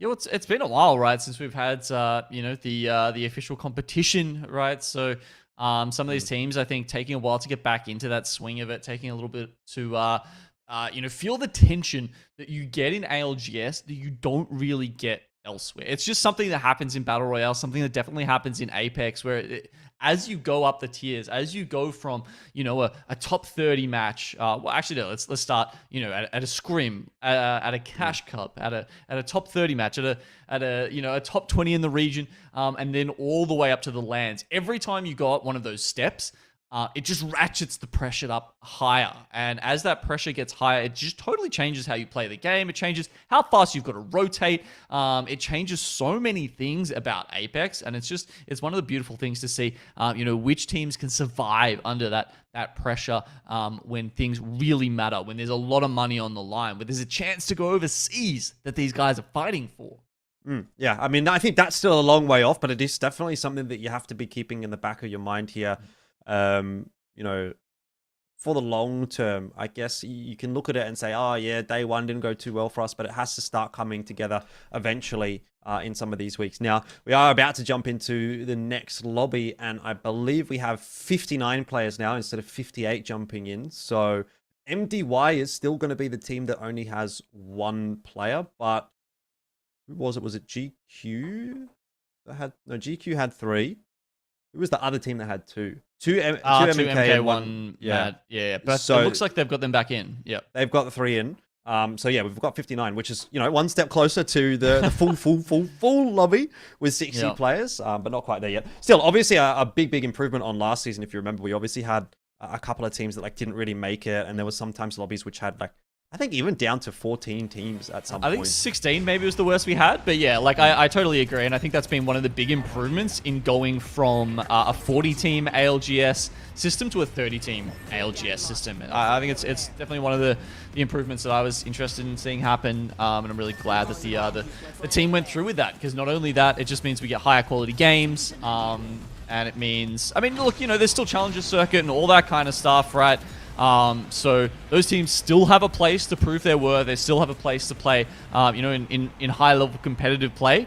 It just makes it that little bit harder if you want to get on the main stage, if you want to get here on the Long Shot broadcast. Look, it shouldn't be easy, I don't think, when you're at the top end of the competition to make it. So I'm all for it, and I like the fact that it gives us better quality lobbies on a more regular basis as well. I think that's a positive change. So Valiant, we talked about them a little bit at the start of the last round, getting contested for Command Center. That was by GQ. Strafing Flame was not too happy about that. He was obviously the player that had to get sent off on the gravity cannon.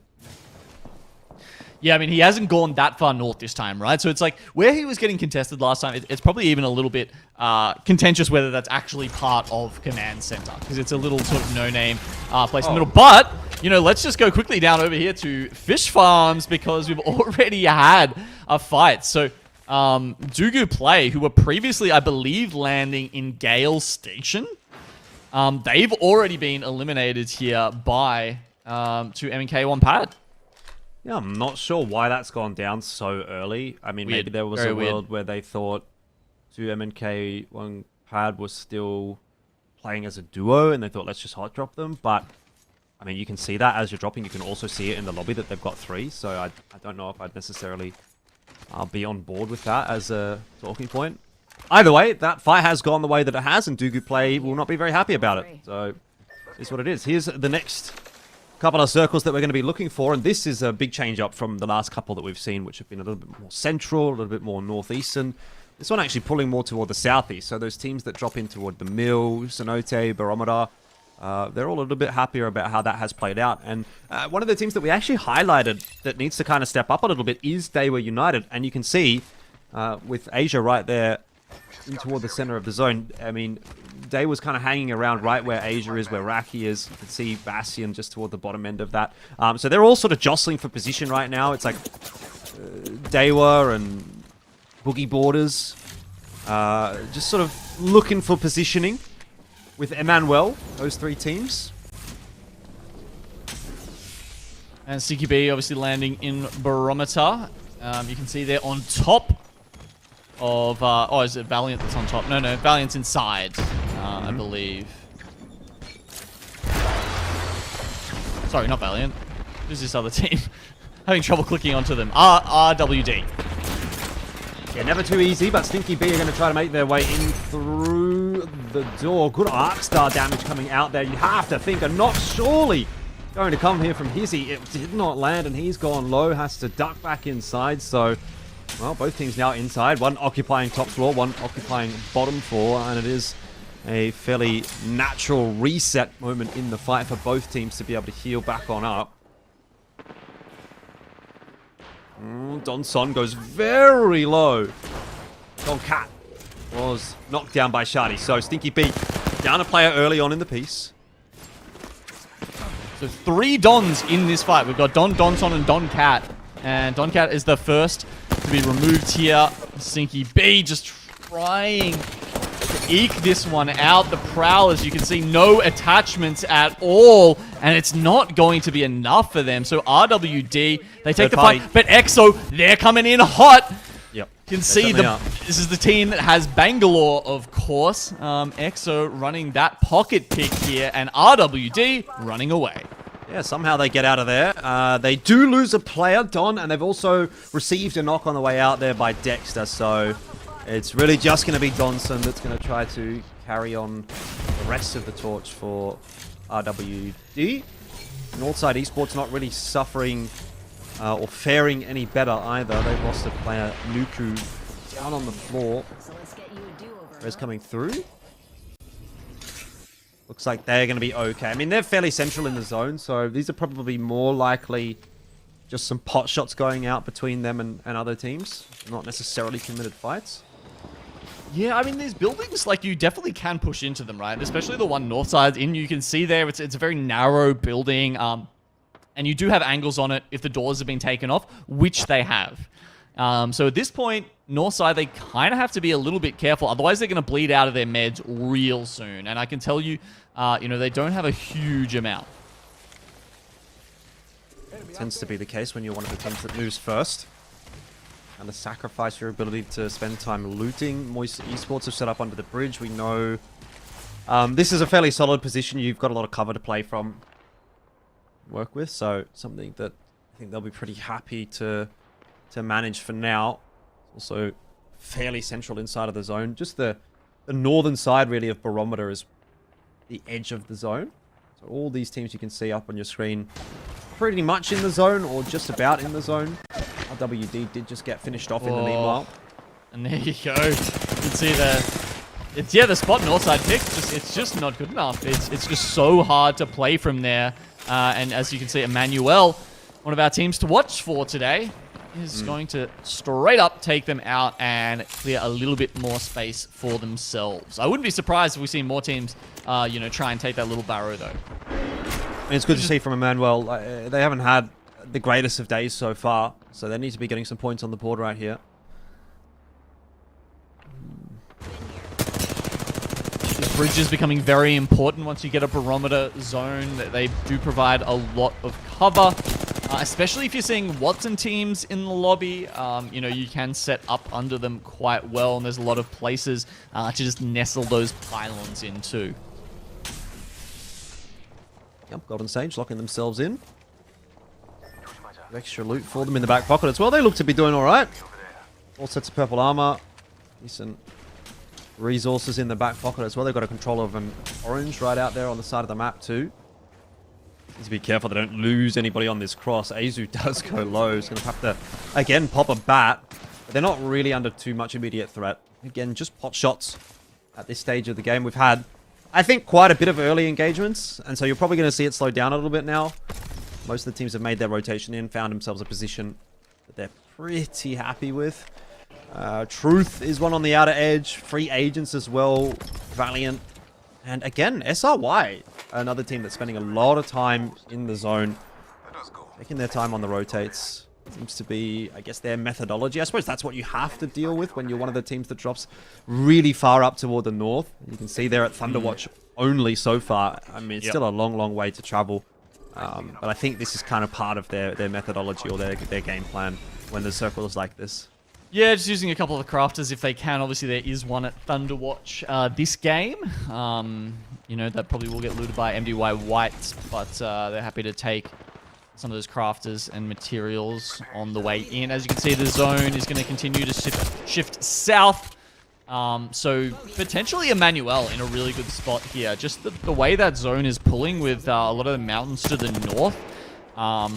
Yeah, and the fact that it's touching down towards that southwestern corner as well does indicate to me that teams like Emmanuel and also Boogie Borders are going to be in a really good position. Nobody panic, but we got bandits out there.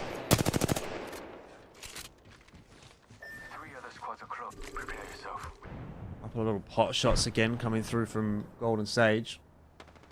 EXO might be on a spot of bother in a sec here. We've got 2 mouse and keyboard, 1 pad. We're going to need to think of a better name than that. Team-Op. I think I'm going to go with Team-Op on their way in. Because, well, EXO are going to have to push their way down the hill. And I think they don't really want to take this fight as much as their opponents do already. That first knock has gone the wrong way. If you're an EXO fan, it's just Ziki, 1 HP, deleted from the game. And again, an early exit for EXO. Team-Op are going to have plenty of time as well to work with here. There's no one on this side of the map, so should be an easy reset for them. Some lovely aerial acrobatics there from Goose Senpai, managing to get above them with the gravity lift. Horizon. I don't think we saw that in the first game. Oh, actually, maybe that's the one player that was missing from Team-Op in that first game, because when we got the initial stats coming through for us for the legend picks here, I don't think we had any Horizon in the lobby, despite how prevalent she's been, you know, probably more so in the latter than competitive, but definitely at times in competitive has been quite feared. Because if you get a player who's really good with her ultimate, with that black hole, right, it's just so hard to get away from, and you can just wipe an unsuspecting squad so easily with a couple of arc stars. Yeah, definitely is a bit of a pocket pick here and there. Certainly something that's viable, but I'm not sure you're going to see a lot of teams picking it up. Here and there, though, definitely for the comfort players. And not a whole lot to really touch on for Team Up. I mean, they are making a bit more of a rotation in past Antenna now and sort of coming into Jurassic Park side rather than working their way in through the Barometer side of... It's going to be tough for them, right? As they move in here, they've got free agents ahead of them, and then there's another choke ahead of that where MDY are currently peering through the fence, just kind of like Team Up are on the other side here. And they will have to make their way through there eventually, unless, of course, they just decide to Valk ult over. Getting a little preview there of one of our drops, a Rampage. Of course, quick reminder for anyone who's tuning in later, we are playing on the ALGS client. We are Season 14, so... the Rampage changes haven't come through yet, right? Like, it's not coming out of the care package charged up immediately. Still got to pop the hot dog in there. Something that takes a bit of getting used to, I think. But all these teams, I'm sure, well prepared. A lot of them have been busy in the off-season. I know I've been seeing a lot of streams popping off. I'm grinding... and hopefully coming in strong. I think a couple of them certainly have. I mean, Emmanuel, maybe not so much today. Valiant, definitely the team to beat at the moment. An eye on Truth. They had a pretty decent game 1. Didn't really replicate that in game 2. And I think they've got a pretty tough ask ahead of them here for game 3 as well. You can see where that circle goes. Truth are actually aware of it. They've got the next ring popped up. But they have a long distance to travel, a lot of open ground to cross, and they've also, which they're unaware of, got a team behind them. SRY is creeping their way around the cliff behind them. So just to the north of where Truth is right now, wrapping around the side of the cliff, is SRY. And if Truth is not quick, there's going to be some shots in their back very, very shortly. Yeah, they've got a minute or two before the next ring will close to sort of make that rotation. Meanwhile, Valiant having a rough time of it.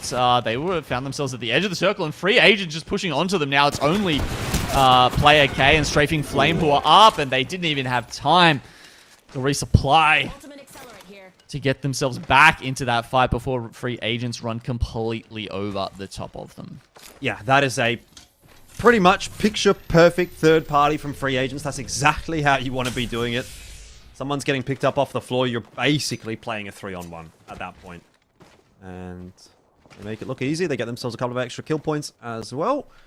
And they're on their merry way. Now, there's not too much actually going on this side of the circle. They will have to go past MDY or GQ on their way in, unless they try to skyward dive their way forward. And this is where they'd want to be going. It's pretty much dead center of the next zone. SRY, you can see they're just on the outskirts of the building that Boogie Boarders are holding. Have just used their skyward dive to rotate into center. So a lot of teams investing that ultimate to make their rotation. And that's, I guess, why you still see Valkyrie being pretty much the 100% pick rate. Still so important in so many of the aspects that these players play the game, even with the nerfs to the missile swarm. It's not quite as much of a menace as it used to be. But yeah, it's really all about that the rotational tool in the skyward dive, isn't it? So most esports, as you can see, there's the nice little cocoon, the pylon that I was talking about. If you're holding one of those bridges and then being able to hold it off even further with the castle wall and the fences, it's a very potent combination there for this composition pioneered by 100 Thieves at Rally.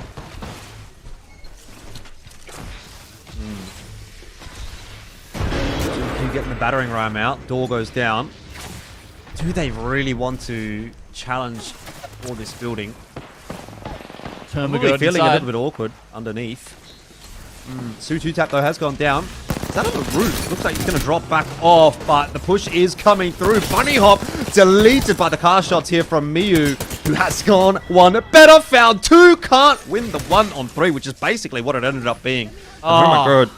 do manage to survive. Savior Heavier clutching that one out. And an are you alternator pylon. surprised? They'll put Are him you out. surprised, Elfish? It's Savior with the clutch. This guy, every time he finds himself in a 1v1, he always gets it done. Wingman, Eva, doesn't matter what's in his hands, he always makes it work. A good position to be taking. But they're actually not inside of the next zone. It is going to be a nice little staging ground for the push across, but you can see they're just here on the left, right underneath that match 3 graphic. They've got a lot of open territory to cross. I wonder how they're going to decide to make the cross. Is it going to be with the Valkyrie ultimate? They do have that available to them. MDY White is another one of those teams that's going to also have to rotate their way in. Again, the Skyward Dive feels like a pretty good option at this point. I just don't think that the terrain that they're going to have to cross, where you're basically running through the water, is going to be particularly viable to run. You know, we've all had games that have ended down in this area of the map, and if you get stuck in the water and you start getting shot at, you know, short of a Gibraltar shield or a Newcastle shield, there's not much that's going to keep you alive. Yeah, and of course, Gibraltar has dropped to 0% in the picks, right? So MDY is Valkyrie, by the way. The Newcastle pick really, the Newcastle shield's the only option. But yeah, as you say, they are making the Skyward Dive right now. Are there going to be many spots for them to go? Probably not. There's the little barrow that we talked about before. That is still clear. They're landing on this fight. They're landing on this fight that we're watching right now. So this is now basically a 3-man fight that free agents have more or less landed themselves in. They've got the castle walls up, and MDY White have actually been turned upon. Truth Esports has been eliminated in that meanwhile, but MDY did lose Mingyu, and somehow free agents have just gone completely uncontested. They've kept their heads down, and it's their 2 opponents that have come off far worse. Man, Moist are going to be kicking themselves right now. They think they're in a fair, you know, straight up 3v3, and then a team just Valks on their heads. That's rough, but that's Apex. That is indeed, and I mean, look, it hasn't gone too well for MDY White either. They have pretty much been punished for their transgressions. Free agents do lose a player on that push, but there's no one else on this side of the zone, so I think they might just be able to get that res. Question is, are they going to get armor swaps and survive? That looks like it's not going to happen. Mexus is the last one up. Lahim now fully finished. Elkin did get to some safety behind this castle wall, so Mexus might be able to res him for at least the duo. They've got 48 seconds to work with. They've got plenty of time. They don't have the Skyward Dive available. I don't think they're going to have it either by the time this zone starts to push. So they're going to have a pretty tough run to make. Not to mention, Belkin's obviously going to have to heal himself back up too. So they're in trouble. Mobies are in crafters at the moment, so you never know. Maybe the you know, one of the players picked those up. It's an option. 20 seconds left. You're probably getting too far to be able to even consider that now. So might just have to go as a duo. In terms of where the ring is pulling, it's pretty much as I said, right, Elfish? It is going directly on top of Emmanuel. Those guys are going to have God spot. Well, it's actually gone a little bit north, a little bit more north than most teams would have expected, and a lot of the water is actually inside of this next zone. So it's kind of unplayable territory, which has made things a little bit awkward for those teams that are still in barometer. They all have to collapse in on this one building, which you can see 2 teams Valve ulting right up on top. They were united right in the thick of things, all losing their shields. Alternator Pylon to try to help out, but there's just so many teams looking at them that it's going to be an absolute miracle if they get away with this one alive. It seems as though they've found themselves a brief moment of respite, and that's probably just because everyone is fighting everyone else. If you were to see the map right now, you would see how many Seer ultimates have gone down. I think there's 4 or 5 that are stacked on top of one another, and that's just how many teams are fighting for positioning. They were united, playing it smart, keeping their heads down, and relatively unscathed so far is a really positive sign. Yeah, it's almost like a perfect information game right now. There, as you said, 4 Seer ultimates at the same time. Emmanuel popping theirs defensively just to make sure that they know where they're coming from, where the threats are. They're underneath, they're on top. Frankly, they're everywhere, but at least they know. Yeah, I mean, it's just an absolute mess in that building. It's like ants scurrying around on top of one another. You can see from the overhead perspective, Boogie Boarders are the team that's on the roof. And I'd say actually being on the roof is probably the best place to be. It's going to be really difficult to challenge. Yeah, they've just pinged Hermagerd. They're over the other side. They're kind of the only team that's not currently sitting in that little space. Even free agents, the duo there have started moving underneath because this, of course, the circle will close and will end up in that water pretty much in the middle of all of this. So if Hermagerd can just hold it down for a little bit over there to the right of your screen right now, they're going to be in a good spot. And hopefully everyone else is just focusing on everyone around them. But that's not necessarily how it always works out. Hermagerd have made that cross, and they have not lost a player in doing so just yet. I mean, I think we're getting to that point now where you'd really be wishing you had a Jibby, because once we get into this water fight, once teams have to push their way out of this building, I mean, the teams with Newcastle are going to have a bit of a benefit, aren't they? If you don't have a Newcastle here and instead you've got a Seer, you're not going to have any cover to play behind, and you're probably just going to get farmed. As soon as you drop off as well, you're jumping into Watson fences everywhere. They were in an engagement here, trying to deal with SRY, and that's gone quite comfortably, but still 5 squads alive. Remembering, Boogie Boarders up on the roof. They want to be keeping themselves as healthy as possible. I feel like the teams are going to be perma-stunned as soon as this ring starts closing any further, right? Because there's just Watson fences everywhere. You can see them getting popped. I'm not sure if... Oh, there... Okay, we've got a Moby respawn beacon. It's probably not going to do anything just for a little bit of cover. As you can see, Chambers getting stunned up the top there. Hermagerd still playing from that right side. Boogie Boarders from the top. They were downed at one point, but they have got themselves back to full power. And now they are going to be looking down with disdain on the rest of the lobby. Yeah, Hermagerd, I think, might be in the position to beat right now, because Emmanuel and Boogie Boarders are going to run into one another, and Hermagerd coming through for the third party. They've jumped up. This is the team coming in to pick up all the frags. Pricey has got himself one. Boogie Boarders, though, will fall, and now it's down to the final 3. Hermagerd looking very healthy, and they now are the kings of the hill. They've gone from absolutely nowhere. They were completely out of that engagement. They were the only team not inside of the building or around the building. Eventually, they cross the water, take that timing, pushing up and over the top, getting onto the walkway. Third party that fight. The other 2 teams have dropped off down into the bottom, and all of a sudden, they're the ones in control. Yeah, and I really want to talk about that decision, right? Because I was sort of discussing it when they were at that rock by themselves, Elfish. As you said, completely separated from the rest of the lobby.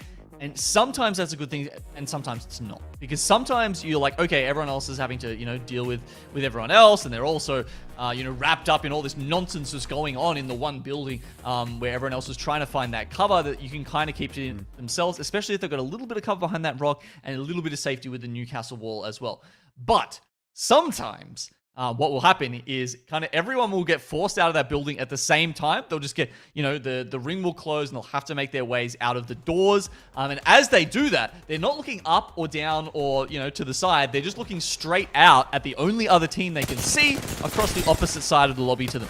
And if that happens and you get 3 or 4 teams in that building pulling out and looking over at Hermagerd, that's when you guys can just get instantly deleted. That's, you got 4 people firing down. The castle wall will not last. It will not stay up for a second. So it was an interesting and ultimately very successful strategy there by Saviour's team to make their way under, just as free agents did. But of course, they had the 3 players instead of 2, so a little bit easier for Hermagerd to play the power position there. So really well done. Yeah, very, very impressive stuff. I thought free agents actually as well, after, obviously getting the res here, as we can see on the replay, being able to make the cross and keep themselves alive into, I think the top 5 was quite an impressive result as well. They really seemed to be under the pump. Daewoo did well in this small engagement. But yeah, I mean, this is the part that you're really talking about, the part that gets really interesting, because this is that third party coming up on over the top that pretty much sealed the deal there. For Hermagerd, I mean, Asia from Emmanuel, obviously trying his best to do what you should be doing on the Valkyrie, getting up in the sky, surviving as long as possible. Doesn't really matter when both your teammates are down and you're pretty much forced into a 3-on-1. So ends up being quite the comfortable victory for Hermagerd. Just no one's shooting at them, and they get to put so much damage down. So they will pull themselves up into the top 5 as far as the standings are concerned. Remember, ! score in the chat if you want to keep up to date with that. It is updating after each game is done. Valiant still sitting toward the top end of things, so they did do enough, but you can definitely make the argument that they've cooled off after game 1. Yeah, I mean, Strafing Flame is added to his total, right? So he's sitting up at 11 kills now, which is better than I think everyone else, but maybe 2 or 3 other teams in their entirety. Definitely the kill leader for today so far. So yeah, look, they're still up to 45 points. As we were talking about before, we're halfway through now. We'll be switching over to World's Edge next. If they keep on that pace and say got 90 points for the rest of the game, that'd probably most likely be a dub for today. So still looking good at 45. And then, yeah, with free agents below them, the Indonesian team, Mekshus, Lahim, and Belkun sitting up there at 40 points. Those guys doing pretty damn well as well. And then there's big drop off there to SRY, who, like, honestly, that's the team that's surprising me from today, Elfish. Yamli's very much a journeyman, very much a veteran of the APAC South ALGS. But I feel like hasn't been on a team that's really, kind of troubled the scorers too much. That's really been looking to dominate the region. So the fact that they're sitting up there in fourth right now is pretty good. I mean, look, yeah, We Are Trash, which was the team that he used to play for in ALGS. I think they were not too bad. Like, they were sort of a middle of the pack team, but definitely not toward the top end of things. I mean, Sway has got a little bit of experience at this level as well. He used to play on anti-AA in the last season. Yase, not sure that we've seen him before in ALGS so far, but it looks like it's coming together quite nicely for this SRY team. I mean, they do have a bit of a different approach to a lot of the teams as well. If you remember, they're dropping really, really far north, spending a lot of the time like out of the fight. Like, they're spending a lot more time rotating than most teams. So it seems like, their rotations have been on point and they've sort of been coming in at the right time. In the right position as well. It's harder this season as well. Remember, we talked about that before. There's been changes to the zone damage. There's been changes to how fast the zone shrinks. So it's been a nerf to that playstyle, to the hard edge playstyle where you're crafting up your armors, all that kind of stuff early. Means you're either spending more on med kits or you're just having to do it quicker. Either way, it makes it harder to get back into the circle in a good position. We saw that with Emmanuel when they made that really late rotation in maybe game 2. They came into the circle and 2 of them didn't even have enough meds to heal up fully. Obviously teams taking a little bit of time to adapt to some of these changes. Definitely. I mean, look, time is also running out, right? We've finished off on Storm Point. We're going to be starting to look toward World's Edge next. And so as far as adaptations for our first map are concerned, you don't have the chance to do that anymore. Hopefully, for some teams, a change of map is going to bring with it the winds of change in terms of the scoreboard as well. We'll have to wait and see because it's time for another break. We'll jump back into a World's Edge when we do come back.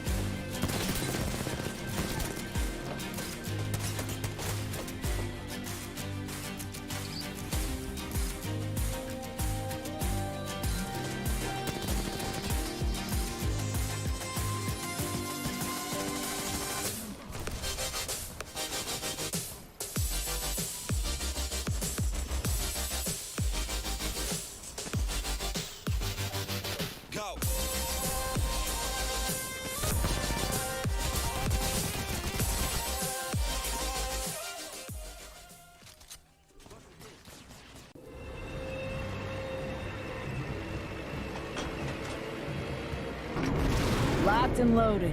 Drop shocked and rocked. Say hello to the 401st. For Alt.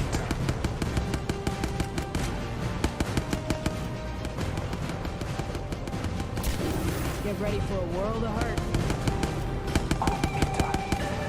Kill confirmed. Gonna add you to the list.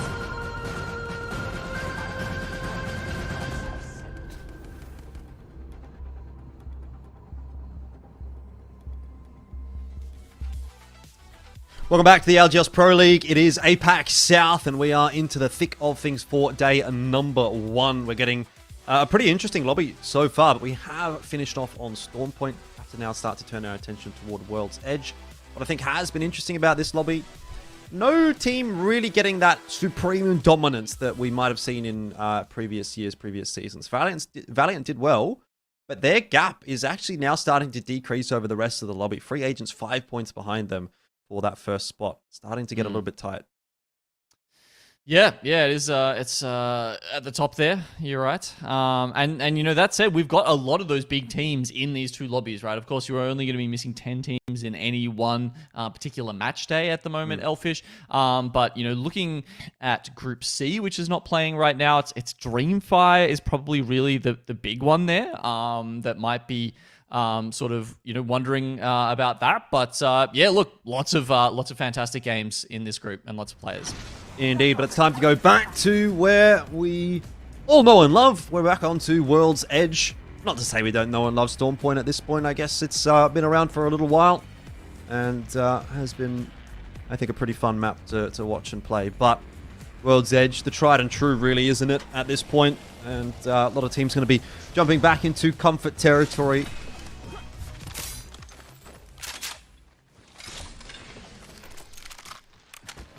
Okay, team spreading across the map now. I think they've sort of sorted this out a little bit better. World's Edge, of course, you know, it's been a long time that these players have had to work out their play styles, you know, fight for supremacy, work out where they want to drop and who can go where. Moist Esports, as you can see, that's how you know, Elfish. That's how you know that they're the premier team in this region now, because who's taken over Lava Siphon?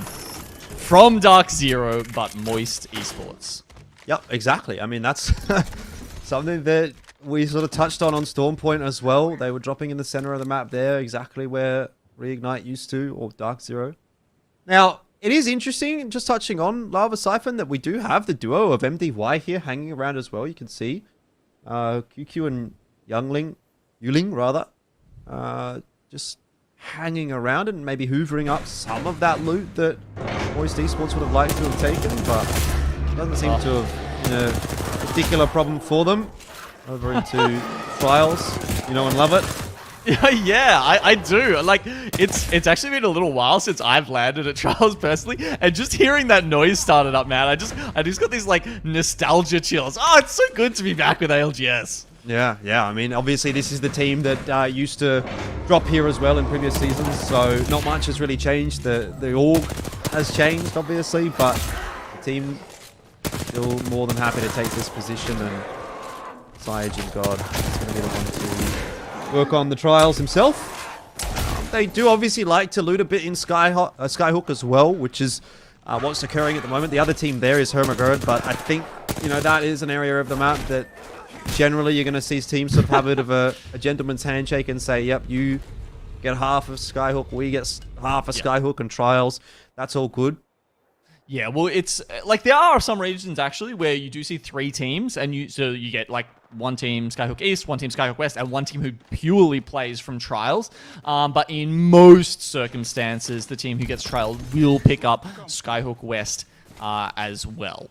So Valiant, you can see, very quick rotation from them. They are almost all the way into Overlook now, and it looked like 505 were potentially thinking about running into them, but no, they've just decided to take the sort of the large building, of course, running around with Watson. They're going to get that fortified up nice and soon. Valiant, do they want to take some of those buildings themselves? Do they want to play from the tower, which, you know, can be a little bit risky? You definitely can take a lot of sniper fire and burn meds if you're up there sometimes. Moist also quickly in. They're going to have a beacon, but they don't have the crypto to use it that long. Actually, one quick change I also want to touch on, Elfish, here is that if you don't have a crypto right now, a lot of these teams aren't getting later game zone info, because without the Gibraltar, even if you're sitting on a beacon late in the game, you cannot afford to put yourself in that position and take the scan most of the time.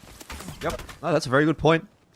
I think at least in this case for the Overlook Circle, maybe you could get away with it with a Newcastle Shield. Or maybe. Might be thinking about that. I mean, the zone's pulling in that direction. You would have to go out into the ring to take a bit of damage there and get the zone info, but maybe it would be worth it. We'll see. Have to kind of keep a little bit of an eye on that, but obviously this is a very, very hard Eastern shift, so not too good for those teams that were over in Skyhook and Trials that we were talking about. EXO as well, out of staging, only just now starting to leave. They've got a fair way to go, but a lot of teams have actually already made this rotation in. Generally speaking, you're going to be seeing a lot of teams get early info off of those survey beacons for at least the first 2 phases. And even if you're not getting the info from those beacons, you can kind of see sometimes teams flying through the air on those, skyward dives, or you can see teams rotating their way past and make a bit of an informed guess that, like, if 1 or 2 teams are heading in whatever direction, maybe the zone's pulling in that direction and they've got the info. Even if we don't, we could sort of make a bit of an educated guess that the zone might be going that way. So a lot of teams getting that info through early, and obviously most of them rotating pretty early on in the piece. Northside Esports just going to set themselves up in these train carts. We've seen teams win from this position before, but it definitely isn't, I think, the place to be necessarily. Yeah, like, considering it's low ground, it's probably one of the better places I've seen to hold in the game where, you don't necessarily have height. And I think when we're seeing, this Watson meta as well, these train cars do become even harder to take. That said, last season it would have been a caustic as well, right? So, maybe not a huge change in terms of, how teams are able to hold those enclosed positions. Nice little shot there from our beautiful observers. You can see Dewa holding up top here, and then below them, that was, of course, Sinky B.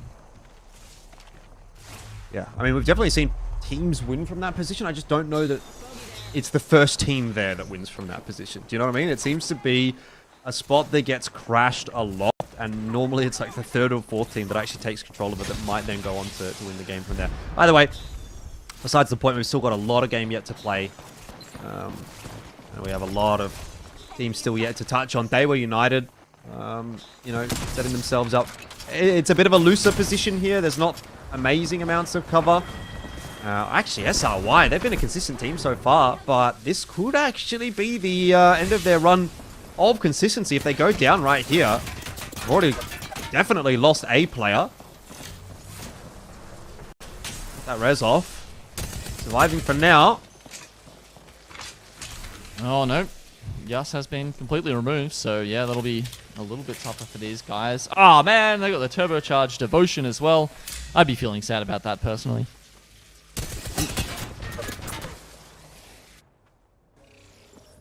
All right, well. Still fairly slow play. I mean, this is, I think, probably what we're going to get for the majority of this season. Unless the meta really shakes up too much. Doesn't seem to make too much of a difference whether we're on Storm Point or on World's Edge. You're going to be getting the Valkyrie-Watson combo for the majority of teams. Funnily enough, even the duos. Yeah. And obviously that promotes the slower gameplay style. Before it might have been Gibby and Valk, something like that. But yeah, they do seem to be the backbone. EXO sticking on that Bangalore pick, even here in World's Edge. Just a little point of difference between them and everyone else. This could be a problem for MDY. They're a duo, and the EMP has just completely crushed their hold. Really clean take from Golden Sage. Yeah, you can see Northside Esports, actually, they're looking for this. They do get out of their train car and into the one that's just below Golden Sage as they hear those shots ring out, but they can't find the angles. Golden Sage looting from safety, and as you said, it was a clean fight, so they didn't really even give them time to make something of that opening. Indeed, indeed. So, a couple of teams down already. Nothing too untoward occurring just yet.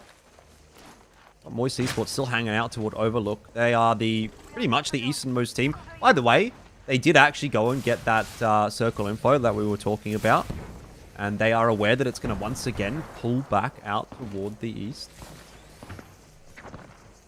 So they're more than happy to stay locked up here. Even though this spot isn't inside of ring number 4, they won't have too far to go. Yeah, I think it's going to be hard to tell, hard to make this read actually after Circle 4, though. I mean, World's Edge is not quite as predictable as Storm Point. So despite the circle sort of hard shifting to the east there a couple of times in a row now, after this, I think there is a chance it sort of ping-pongs around a little bit. It could be the rocks. It could be down at those train cars that we saw before. It could be even as far over as a team like Golden Sage in that caravan that we got some vision of earlier. So this is actually a hard one to play, and as we noted, not many of these teams are going to be getting that info. It's pretty much only going to be those crypto teams, right? And if I have a look around now, that's GQ that is still in. Emmanuel are playing with the crypto, and then we had a third team, right? Oh yeah, Golden Sage as well. So yeah, a couple of those Chinese teams there, as well as Emmanuel. Yeah, everyone has a little bit of a different view of the game and how they want to be playing it out. So you can see that second ring pull, obviously, as we said, goes very, very far out toward the east. A little vision of that. EXO were the team that was pretty much the westernmost drop from the southern side of the map. Obviously, teams up towards Skyhook were another question altogether. And that would be Truth, who have made their way quite far through the north, come down from Climatizer. But they're both still having to play edge pretty much because this has been a really long rotate for both of those two teams, and it obviously will continue to be as the zone moves further and further away from them. Oh, wow. Okay. Yep. East again. And look at Moist. This is exactly what I'm talking about. Moving out over Overlook to get that info again and again and again. They know that they really only have to cover off one side with that shield because everyone else is west of them. So they can get that info. And they'll know where that next ring is going. Good little theory crafting there from you, Elfish. You're correct. Using that Newcastle shield in place of the Gibraltar protective dome there to grab that info. And yeah, look, I guess it's kind of like the most likely, I suppose, you would expect is that the continued hard shift here. But as I said, I wouldn't be banking on that if I was any of these teams. But you've got to make a choice. You've got to make a choice one way or the other. I think if I'm in this game, I'm probably hedging my bets into one of the buildings nearby to Valiant at the moment. Moist have obviously moved their way into a spot that was kind of occupied by, I think SRY was occupying this building that Moist is in now. They've obviously moved on. So a lot of teams now starting to get a bit of an idea, a bit of a read as to where they need to be going. Truth have lost a player on that most recent rotation. They probably won't have to move again. They can hold on to this position for a little while longer. They'll be right on the edge of the zone, but there might be just enough cover behind this rock face that they can actually use. Yeah, probably won't get the res off. Valiant, unfortunately, is sitting on top of that respawn beacon. I've got to say, that respawn beacon probably gets used almost more than any other. I think in pro games when you're bringing people back in, but that's when you don't have a circle shifting towards Overlook and you can kind of get some space to yourself to use that to bring a player back in.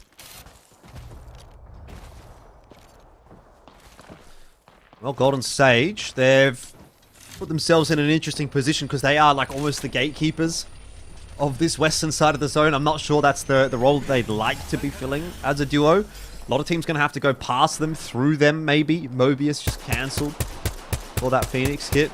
A little bit annoying. But we'll get it done okay. Certainly got it out for that pylon down in the middle. Scout not coming a big deal, out. though.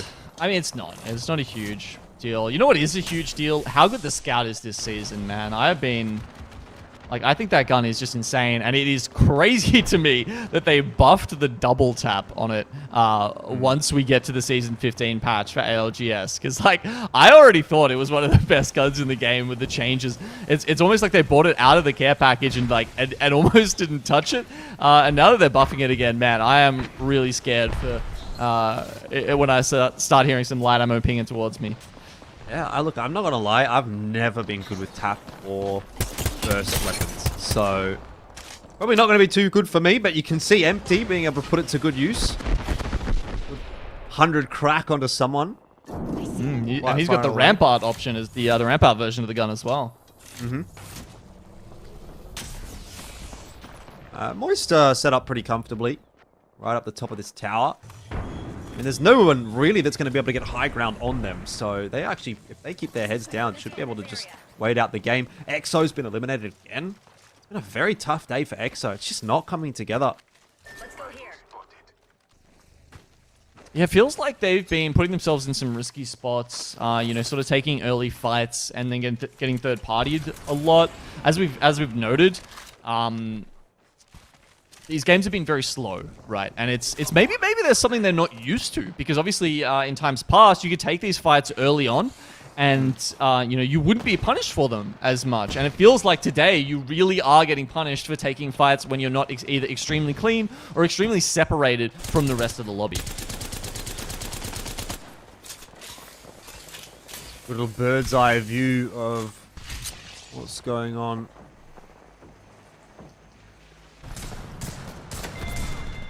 But I think for me, obviously Golden's Age going down there, not a huge surprise given the fact that they are just a duo. We're kind of looking at Moist Esports to probably pop off from this position. Valiant as well, having already set themselves up fairly central in the zone. They've been really good today. Those are probably the two teams that I'm really keeping an eye on. I mean, you can see how busy it is just starting to get. 14 teams still alive late in the game. Really not a lot of room to work with. No, not a lot of room, and that's why Daewar find themselves on top of this building. They just skyward dived in from a southern position, and they were taking a couple of shots from Moist.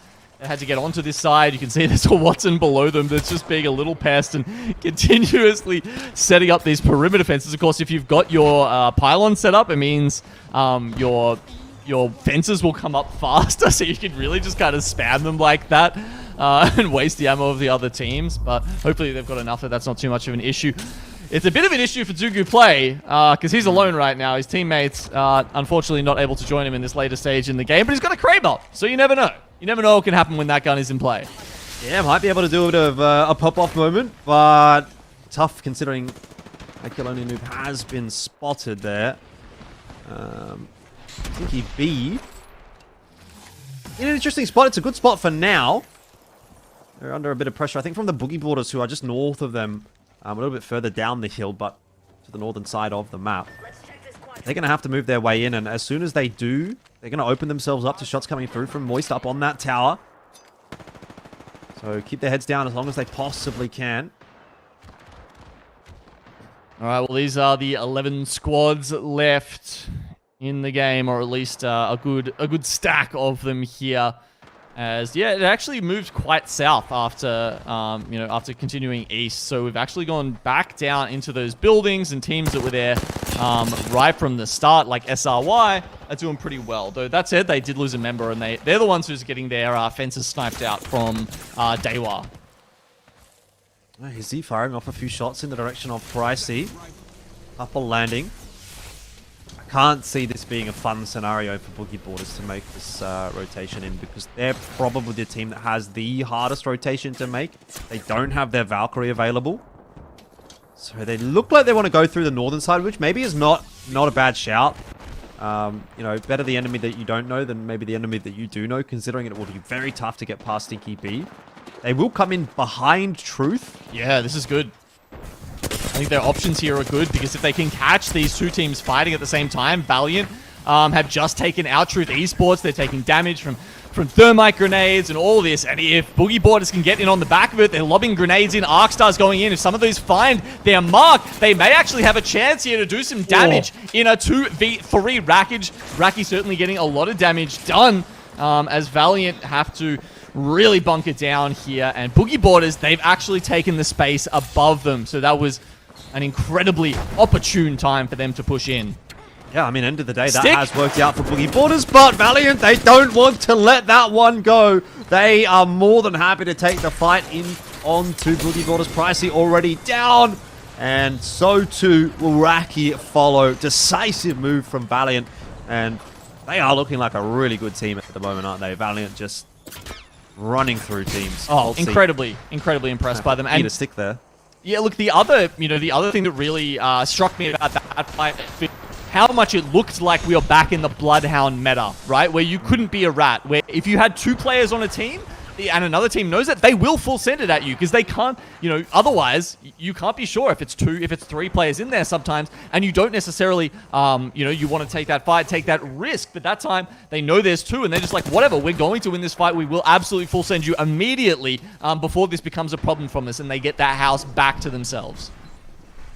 Most definitely. Now there is another building with a couple of tenants, I suppose, is maybe a word for it. Daewoo United have the roof.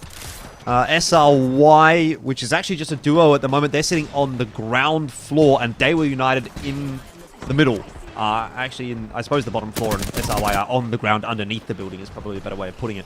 So 3 teams in that area of the map. Big contest now coming in onto that caravan. We'll go back over to Daewoo United, though, who are just firing a few pop shots over at Moist Esports. This is it. CTB fighting for control of that caravan. That alternator pylon is doing a lot of work, but is it enough? Chris trying to get that revive and isn't quite able to do so.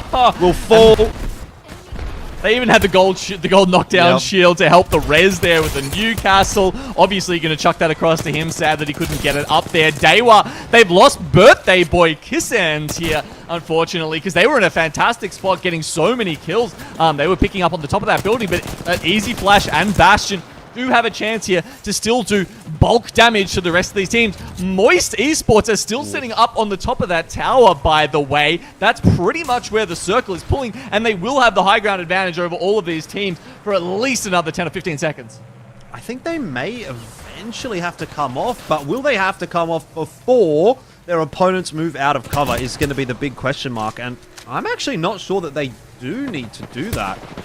They're about as central as you're going to get when it comes to cover, so I think they're really happy with the position that they do have. I mean, 5 bullets in that Peacekeeper for empty is really not a whole lot to play with now, only 4. Surely he'd be using the Scout at this point if he had anything left in that one, so I think they're really running out of ammo. They will have been firing a lot off, and they do decide it's the go time. You've got Jaro on one side, Waltzy on the other side of the high ground, and 505 down on the floor right now. Flash. Just completely keeping themselves out of this fight. They were united. Caused a real number to Moist, and it's actually 505 that are going to walk away with the win. I mean, they were kind of the winners by default there, Elfish, because Easy Flash popped off. Moist were like, okay, we've got a duo. We'll just go over and finish these guys, and then, we can deal with 505 however it happens. They pop around the corner, and Easy Flash is hip-firing people with this Scout. I think he managed to take out 2 of the Moist members there and basically deny them what looked like it should have kind of been their first win of the day after, struggling a couple of times here to sort of make it into that late game. Moist finally find themselves there and get stopped just by a rampaging Easy Flash. Yeah, look, I mean, end of the day... What a crazy finish that was. If you would have freeze framed that when there was 3 teams left, I'm going to say Moist Esports wins from the position that they're in. Yep. I do want to know, though, like what their util situation was like. Did they have much in the ways of grenades or shields or meds? Did they have much ammo? Because it was empty that we were looking at that was like using the Peacekeeper with 5 bullets from range when he's got a Scout. You can't tell me that if he's got bullets in that Scout, he's not using the Scout when he's still at the top of that tower and saving those 5 Peacekeeper shots for when they drop. I think they might have been actually under a bit more of like what we would call maybe economic pressure than what we would realize. And that's kind of what prompts them to make that push off early to try to like basically end the game before they run out of ammo. Yeah, no, very well could have been that, because if you think about it, we had that tower position from a very early point in the game, right? They don't have a Loba, there's no Wraith, you can't portal to a box like you used to. If you're lucky, maybe your Valkyrie might get a chance to jump down and then use her VTOL jets to get back up and resupply a little bit, but I feel like, honestly, there probably would have been eyes on them throughout most of the game. And we're just having a look here. 4 squads left. You can see MT's got about 40 bullets left in that scout. So, yeah, I think that might be an absolutely spot-on observation there, Elfish, that it really was tough for them to make that. Because unless someone, Valk ults directly onto the tower and just, gifts you a loot box, how else are you getting that ammo back up? How else are you putting bats back in? Yeah, it's literally impossible at that point. 505, yeah, they just kind of kept their heads down as long as they could. And end of the day, when you're playing a battle royale, sometimes that is the best course of action. Moist take a second, Daewoo United take a third. And Manuel, a little bit of a better performance from them this time, up in 4th, and even Stinky B there as well in 6th. It's kind of nice to see SRY getting themselves through another top 5. I think seeing a lot of the same teams popping up. A lot of consistency today. The top spots. But then again, also some of the teams that didn't perform so well on Storm Point. Now that we've come into World's Edge, those were Daewoo and Stinky B for me that kind of needed to. Oh, sorry, Daewoo and Emmanuel. Maybe Stinky B as well, I guess, is probably worth throwing in that discussion. That needed to kind of have a good game 4 here. Have done so to kind of get themselves back in that discussion. I'd have to have a look at the scoreboard and see exactly where they've sat. I don't think it's going to be enough to get them really up into the top end, but maybe back into the middle of the pack within striking distance of at least getting some points for today. And feeling happy with what they've done. Yeah, I totally agree with that. A couple of teams being very consistent. Some of them that we expected, some of them not. And that's the exciting thing about this new year with a lot of shuffles. And as we talked about at the start of the day, just a bit of breathing room at the top of APAC South here, where it feels like we've got the chance for these new teams to come up to show what they're made of and really shine, where previously it was hard when you just had this almost like supernova that was Dark Zero kind of showing up against everyone else. All right, well, no supernova at the moment, really. I mean, Valiant have been able to stretch that lead out from 5 to 10. They're on 51 points, still at the top of the lobby, but there's a couple of sharks in the water you can see here kind of circling behind Valiant. If they do slip up, Free Agents, Moist Esports, both definitely looking to take that top spot. Daewoo United, I mean, they get themselves back up there as well into 4th. And so a few teams really hanging around that could cause problems for Valiant with 2 games to go. Yeah, I mean, it was a big start for them, but they've really tapered off after that. That said, it has continued to buoy them. But with 2 games left, there's definitely options for people to get over the top. It feels like we're not getting a world record sort of point scoring day here, Elfish. We're sitting at a top of 51 points after 4 games, and that means I think it's going to be one of those tie finishes where it looks like maybe 60-70 points is that cutoff for taking out the dub and the 25 split points today. Yeah, indeed. I mean, obviously, that's what we want to be seeing as well. We want to be seeing tight lobbies. It makes it a little bit more exciting. So I'm pretty happy with what we're getting out of this one. Obviously, we talked about a couple of other teams that need to pick up the pace. Emmanuel did so. Boogie Borders. They're sort of sitting on that point. But either way, we do have more games still yet to talk about. It's time for us to head to another break. It's game 5 on the other side. Once again, back onto World's Edge. We'll see you soon.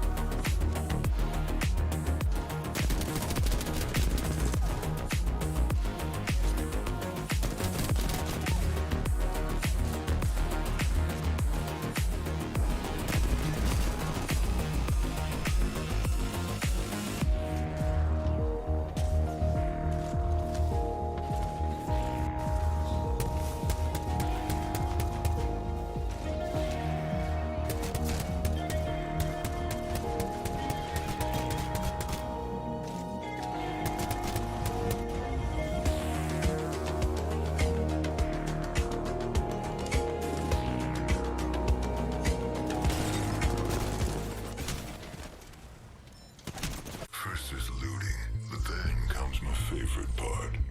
The screaming. I plan on getting under your skin. I'll break your heart, and then I'll break everything else.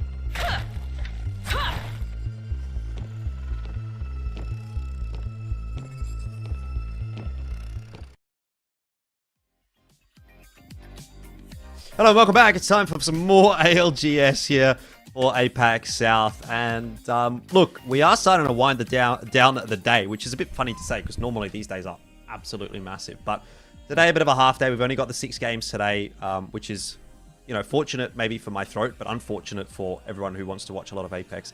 Either way, Genome, 2 games to go is pretty much the TLDR. And it's time for us to start thinking about who can top this lobby because, you know, there's not a whole lot of time left to really pick the pace up for teams that are trying to play catch up. Before we do touch on that, we do want to have a quick look here at the players that have pretty much been popping off. No surprise to see Strafing Flame, Panna, and Player K, all 3 players from Valiant. Team at the top of the scoreboard are the kill leaders. Nuts. All 3 of them just drowning out this this podium finish here. So yeah, look, 13Ks, as we touched on, 8 of those were in the first game for Strafing Flame. And yeah, Player K, Panay is obviously a new player that we haven't seen before joining these guys, but Player K, another Aussie player who's been doing pretty well in the past as well. So, but yeah, it just feels like they're taking that next step up here, doesn't it, Elfish? Yeah, indeed, indeed. All right, well, look, we are about to jump into game number 5. So the teams I think that we really need to be focusing on here. Obviously, Valiant, can they hold on to the top spot? They were able to increase that gap over free agents in the last game by 5. It's now up to 10. Still catchable, definitely. Free Agents, definitely another team to keep an eye on. Moist Esports did pretty well, but as of yet, haven't been able to find themselves a win. That last round looked like one they should be able to convert. Didn't. It's cost them a couple of points. They were United.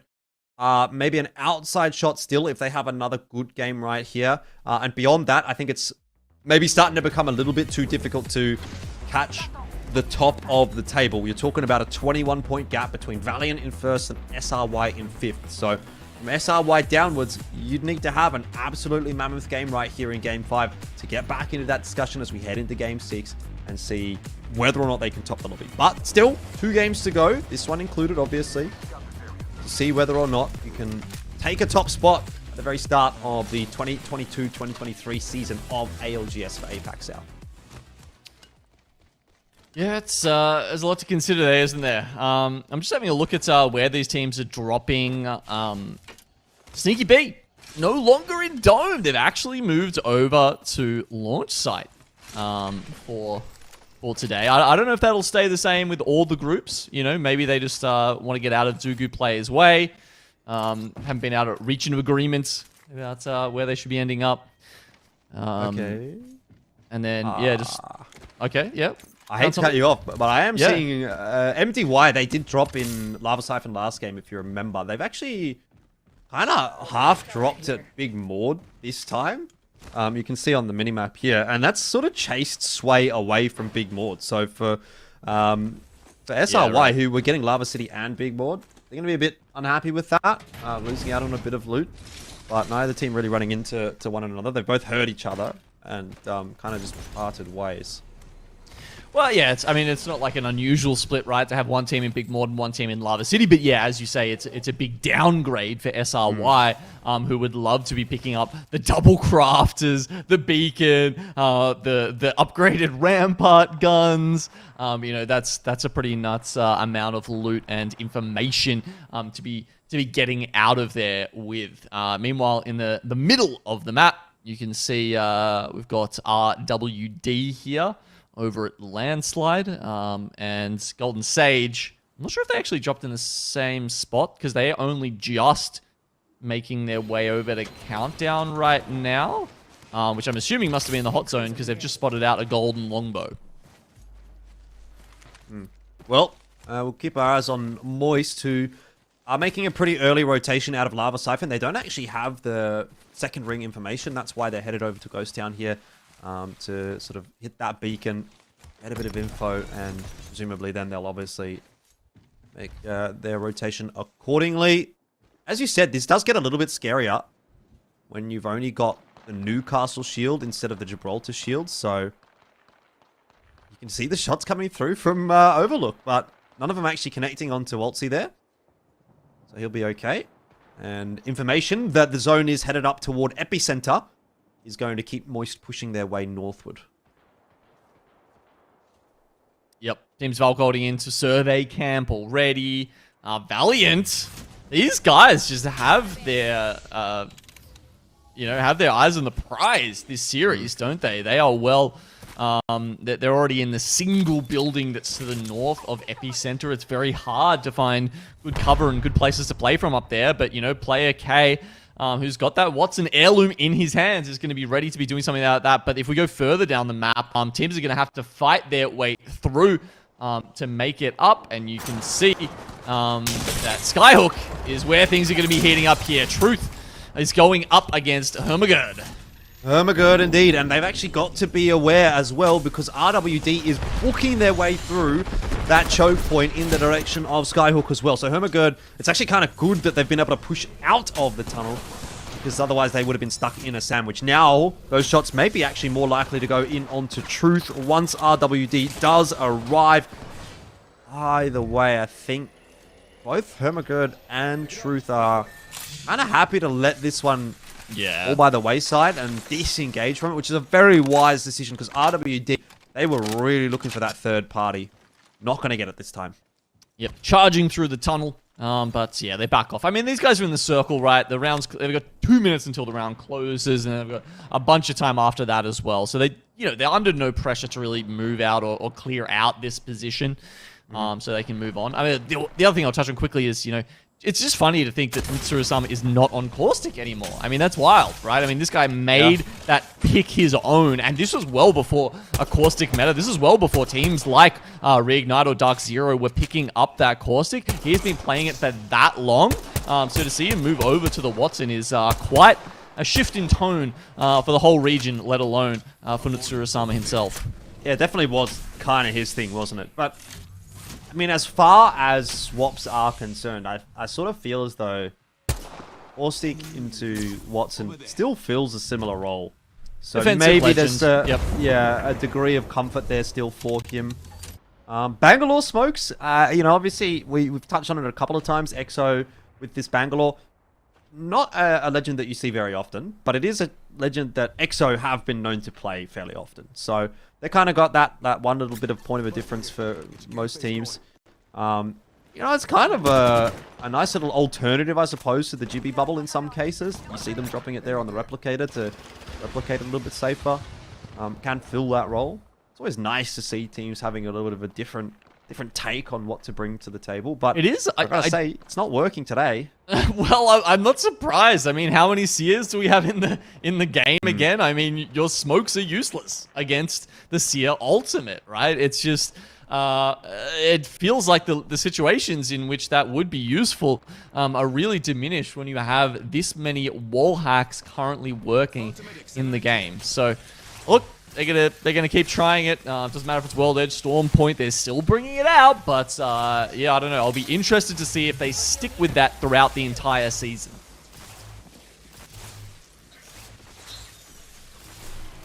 They were United right on top of Epicenter. They were actually one of the first teams to rotate into the second zone, and well, they've taken King of the Hill kind of position. Stinky B underneath. And EXO, talking about that Bangalore, are going to get themselves into a fight. They've already found themselves a knock. That was onto No Name, courtesy of Ziki. They're fighting over Landslide, which is really not premium territory at the moment. Killer Pods will just lose that engagement. The trade doesn't actually come through from EXO, so it's a 2 for 2, or 2 on 2 at the moment. Oh, there's some good shots in, though, from Dexter. They do manage to get the shield bats off, but they're still down a player at this point. So EXO finally have found that isolated fight that they wanted to, Elfish. As you said, it's not premium territory, but that's where you want to be as an Edge team, because that means you're not getting third-partied, and we've seen that happen way too many times to EXO so far in this series. Yeah, they'll be able to do some replicating out there as well, and get themselves ready to make the rotation in. Got a little bit of time to work with, a couple of minutes before the zone shift does begin. GQ under a bit of pressure toward the northern side of the zone, and that is, I think, going to continue to mount because there's more and more teams making their way through this area of the map. MDY only just now going to start coming down from the north, and that might actually be the third party that neither GQ or Valiant want to be seeing. There's a kill onto Strafing Flame from Big Boss, and here comes MDY. What can they do about this? Already down a player, just trying to stall out with a couple of grenades there. As you said, that building, you know, talking about premium territory, that is exactly where you want to be. The thermite grenades do land, and Feiju is looking to take advantage of that. They do, and GQ goes out. Yeah, Valiant just hanging on with player K right now. Has got himself tucked down in the crevasse near the lava lake. And actually, MDY is going to make their way forward. They're going to continue to push. They're looking now at free agents on the bridge. They're going to try to take a fight against that. And that is a really good push from MDY. They know free agents are weak. They saw Belkin with the white armor, Mexus with the blue. They've got that knock already. They're going to continue trying to challenge, trying to pressure. Well, they get further and further in. The flatline from Feiju, it was enough to take out GQ, and he's going to pressure even further. Free agents not completely out yet. Lahim has managed to make his way out there, but doesn't even manage to pick up the banners. Not that we've seen a lot of respawns today, I will say that. Player K, I did think maybe he had a chance of going for the banners there while MDY was a bit occupied with free agents. He didn't opt to go for it, and now Obviously, Strafing Flame timing out, and Hannah will as well, because MDY are still sitting on top of those boxes. So it will just be player K to try to hold on to this one for Valiant, which is very important considering they're the team at the top of the lobby. We really have to keep an eye and see on what player K can do in terms of getting them some more placement points. If he can, you know, rat his way through to a reasonable placing, get another 3, 4, 5 points on the board, that could well shore them up for a first place in this lobby. If he's unable to do that, though, you know, you're really going to be opening the door up for teams like Moist Esports and Daewoo United. Maybe we talked about them as well. Free agents, although they are down to just a solo, to sort of come back into the swing of things and maybe challenge for first place. Yeah, it feels like he's going to be doing solidly either way, right? I mean, there was a bit of a buffer there. Not too many teams putting up the big points today, but yeah, look, the difference between first and getting 25 points or slipping down there and only grabbing, say, like 18 or 17 could be a big difference, you know, at the end of this split when you're trying to either make it into that top 20 or make it into land. So, yeah, as you say, a couple of placement points could make all of the difference here for Valiant, who've had such a fantastic start to this split one. Yeah, SRY putting another consistent foot forward. Set themselves up on the northern side of Fragment West, alongside a bunch of other teams, it must be said. Again, I suppose it's not too much of a surprise given the compositions that we've got being run by the majority of the lobby, that we're going to be seeing a lot of teams happy to set up inside of buildings. Actually, sir, I might have got that wrong. Lane did have the banners, and he has gone over and rezzed them at the respawn that we were just talking about the game before, the one over in Overlook.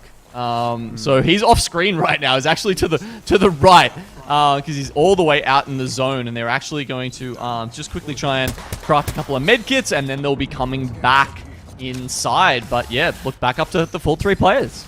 Still a pretty tough situation for them. They've obviously not going to get themselves too much loot in the time that they've got available to them. They'll also kind of have to go through 505, who would have seen the respawn ship coming through the air and would be aware that there's a team behind them inside the zone. Axelic really keeping an eye on that, I can see on the minimap. So I think it's still going to be a pretty cursed game here for free agents. They are going to need to pull off a miracle to be able to overtake Valiant with this one, I believe. Maybe they can do that. They've been pretty good today.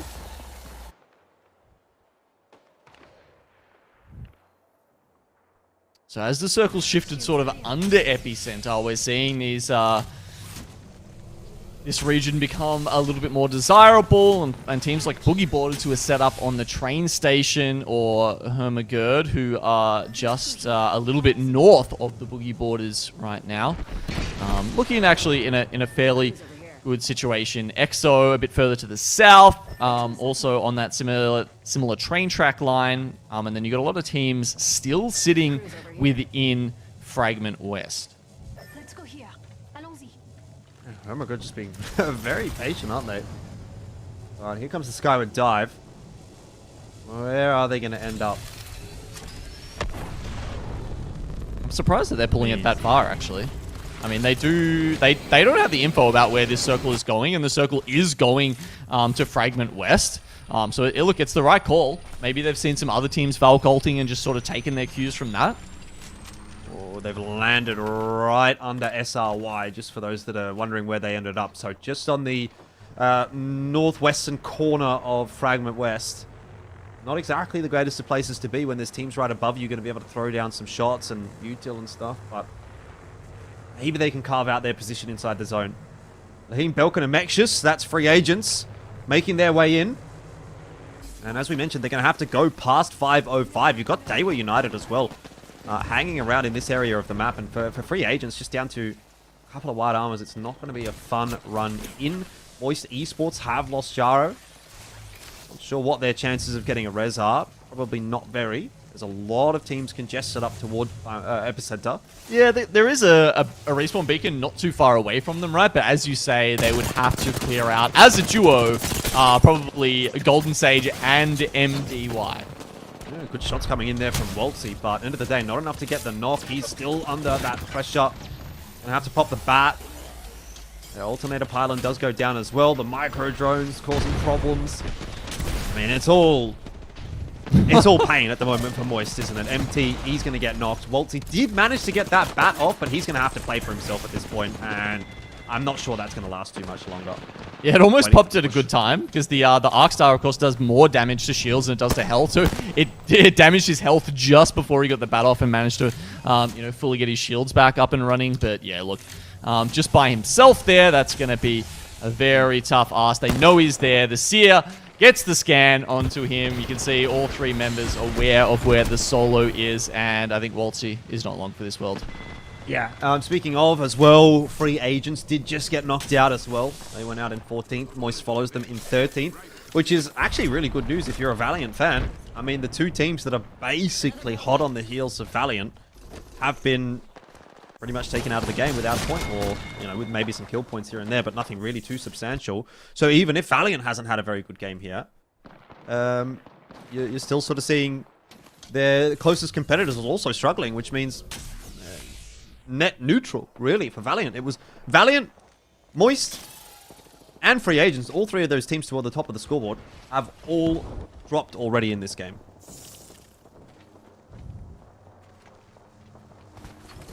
Couple of the big dogs out. Maybe a chance for some of those teams to lower down to make their play now. Still 2 games to do that, of course. It's a 6-game series. We're in game 5. MDY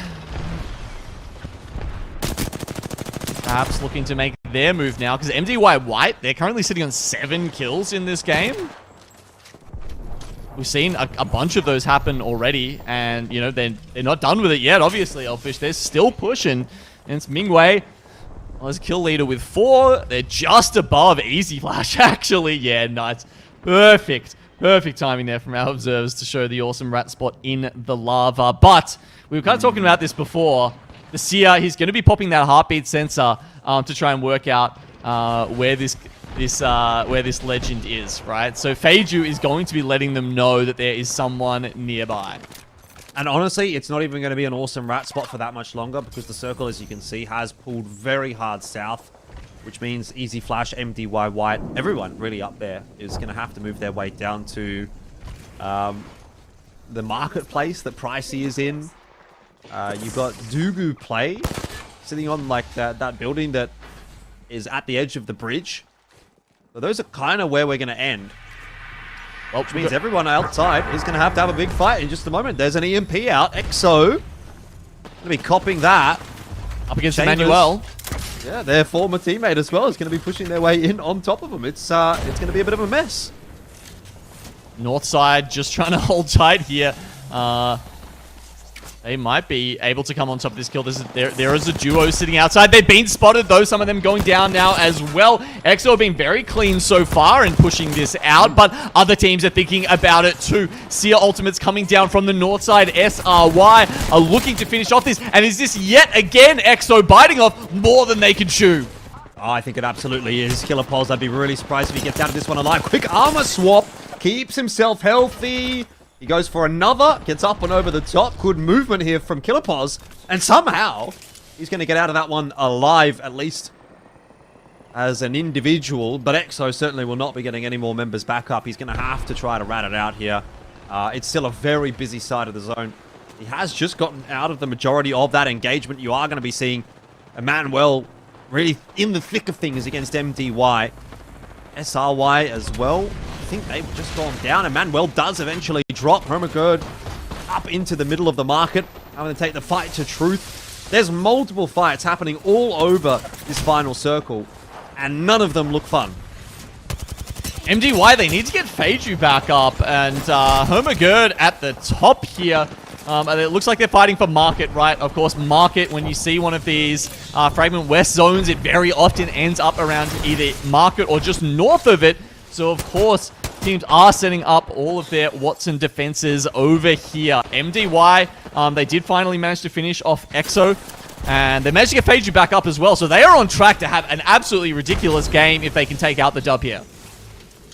If being the operative word, because there's still quite a few really solid teams here. I mean, I think positioning for Truth is pretty good. Do good play as well. They've been really keeping their heads down, so I think in terms of what they've got available to them, there's probably a lot to play with in terms of the meds. Ammo's looking a little bit dry on them as I just cycle through the list, but hopefully a few nades as well in the back pocket. Either way, we're in the eye of the storm now. We've seen a lot of fighting. It's slowed down a little bit as this ring starts to push its way forward. That's where it's going to pick back up again. Yeah, you can see there, I Kill Only Noob, 0 heavy. Moonlight Tears, his compatriot there has 1 clip left. So they've got obviously 0 heavy to share around. A couple of loot boxes would do them a world of good. And of course, you're just going to start seeing those Seer ultimates. Everyone knows where everyone is. There's no fog of war in Apex Legends. Certainly not. And that is a very nice couple of shots initially from Nutsuru Sama, but still no knock. Absolutely obscene. At least not from him. There are knocks coming through onto the team that he is shooting at, but for Truth, they haven't really been able to get too much out of that. Just the 1 kill onto Mobius. Either way, still looking fairly healthy. And just playing as much as they can with that zone. They've got the castle walls up here as well. Putting down the fences. Trying to make life as difficult as possible for anyone headed in their direction.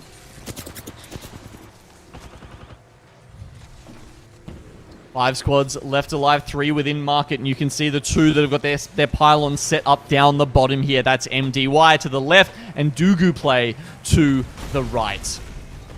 I will say, Dugu Play, even though they've got 3 members here, are pretty much a duo, because I Kill Only Noob has, as we've said, 0 ammo in the flatline, and now he's also got 0 ammo in his R301. He's going to have to get in there and get his punch on, because he has literally got no ammo, and that's going to be really great news for everyone else. Truth Esports pushing their way forward, going to have 1 less player to worry about, but now they've only got 1 player to worry about. It's Nutsuru Sama trying to keep himself alive, and healing on up. Can't get any reses out there. Truth down. Hermagod down. It is just the 3 members. I'm still watching I Kill Only Noob using his melee tool to try to win the fight. It's 3-on-3 against MDY White. He's punching them, but it's not enough. MDY White will walk away with the victory, and you've got to imagine what a difference some bloody ammo could have done there for Dugu Play. I mean, bloody's the right word. He was almost getting his knuckles bloody. Of course, he did have the Watson heirloom, so, you know, as you said, he's tall. Just whacking away with it there. Yeah. Man, I think the thing that really struck me there, though, was MDY just being nice and patient, right? They were holding back. The other teams were absolutely having to get into the thick of it. MDY holding back on the southern side there and then pushing in right at the end to just clean up the rest. Fantastically played by them. They got 15 kills in that game, Elfish.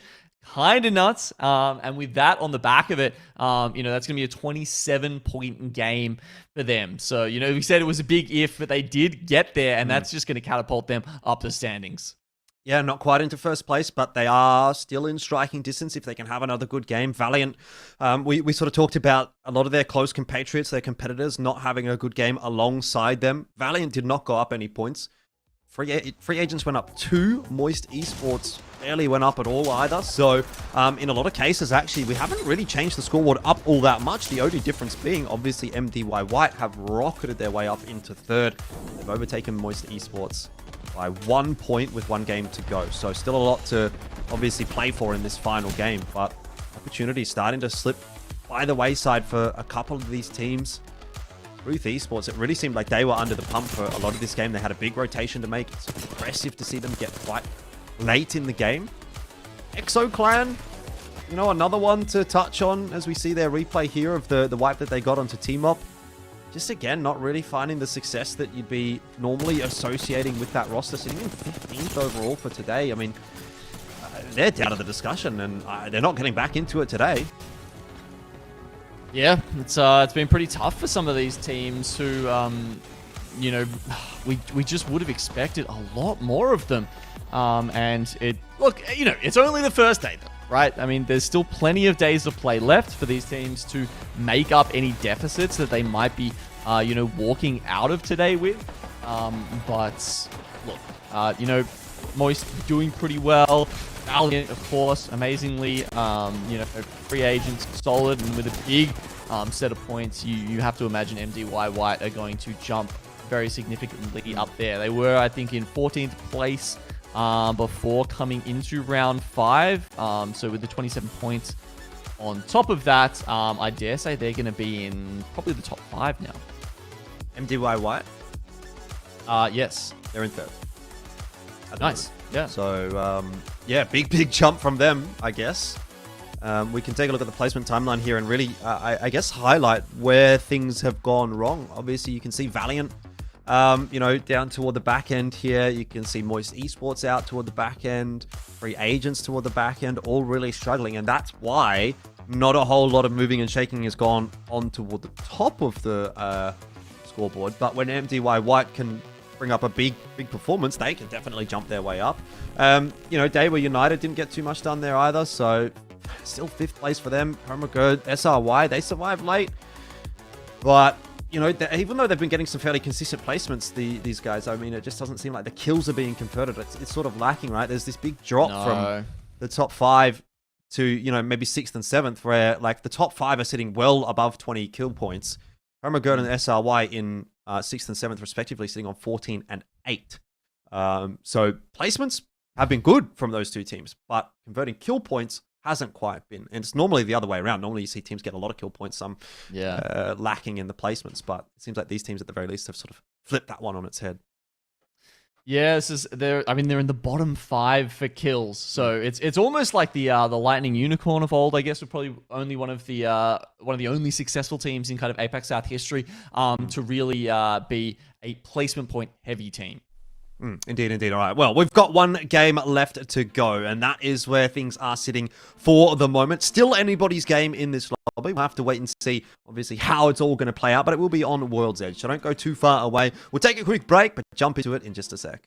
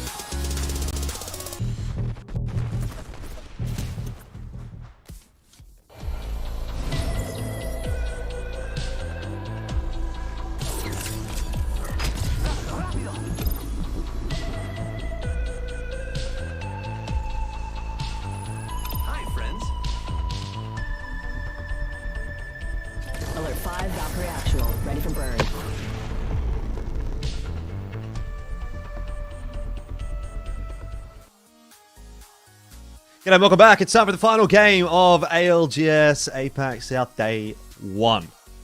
Definitely not the final game of ALGS APAC South. That would be very sad. But Day 1, it's a half day today. We've only got the one lobby to touch on, and we are into Game 6. Things are still a bit spicy, though, Gino. Lots of teams that can still take the cake. Gotta say, though, Valiant, the front runners, looking pretty good to hang on. Yeah, did they get... I feel like they were 51 at the end of Game 4, if I'm not crazy, right? So yes, they did not get a point last yeah game. yeah so they've picked up nothing in Game 5, and really just off the back of that one giant game in Game 1, have managed to still be the front runners. So kind of crazy there. That's they're really managing to stay on top.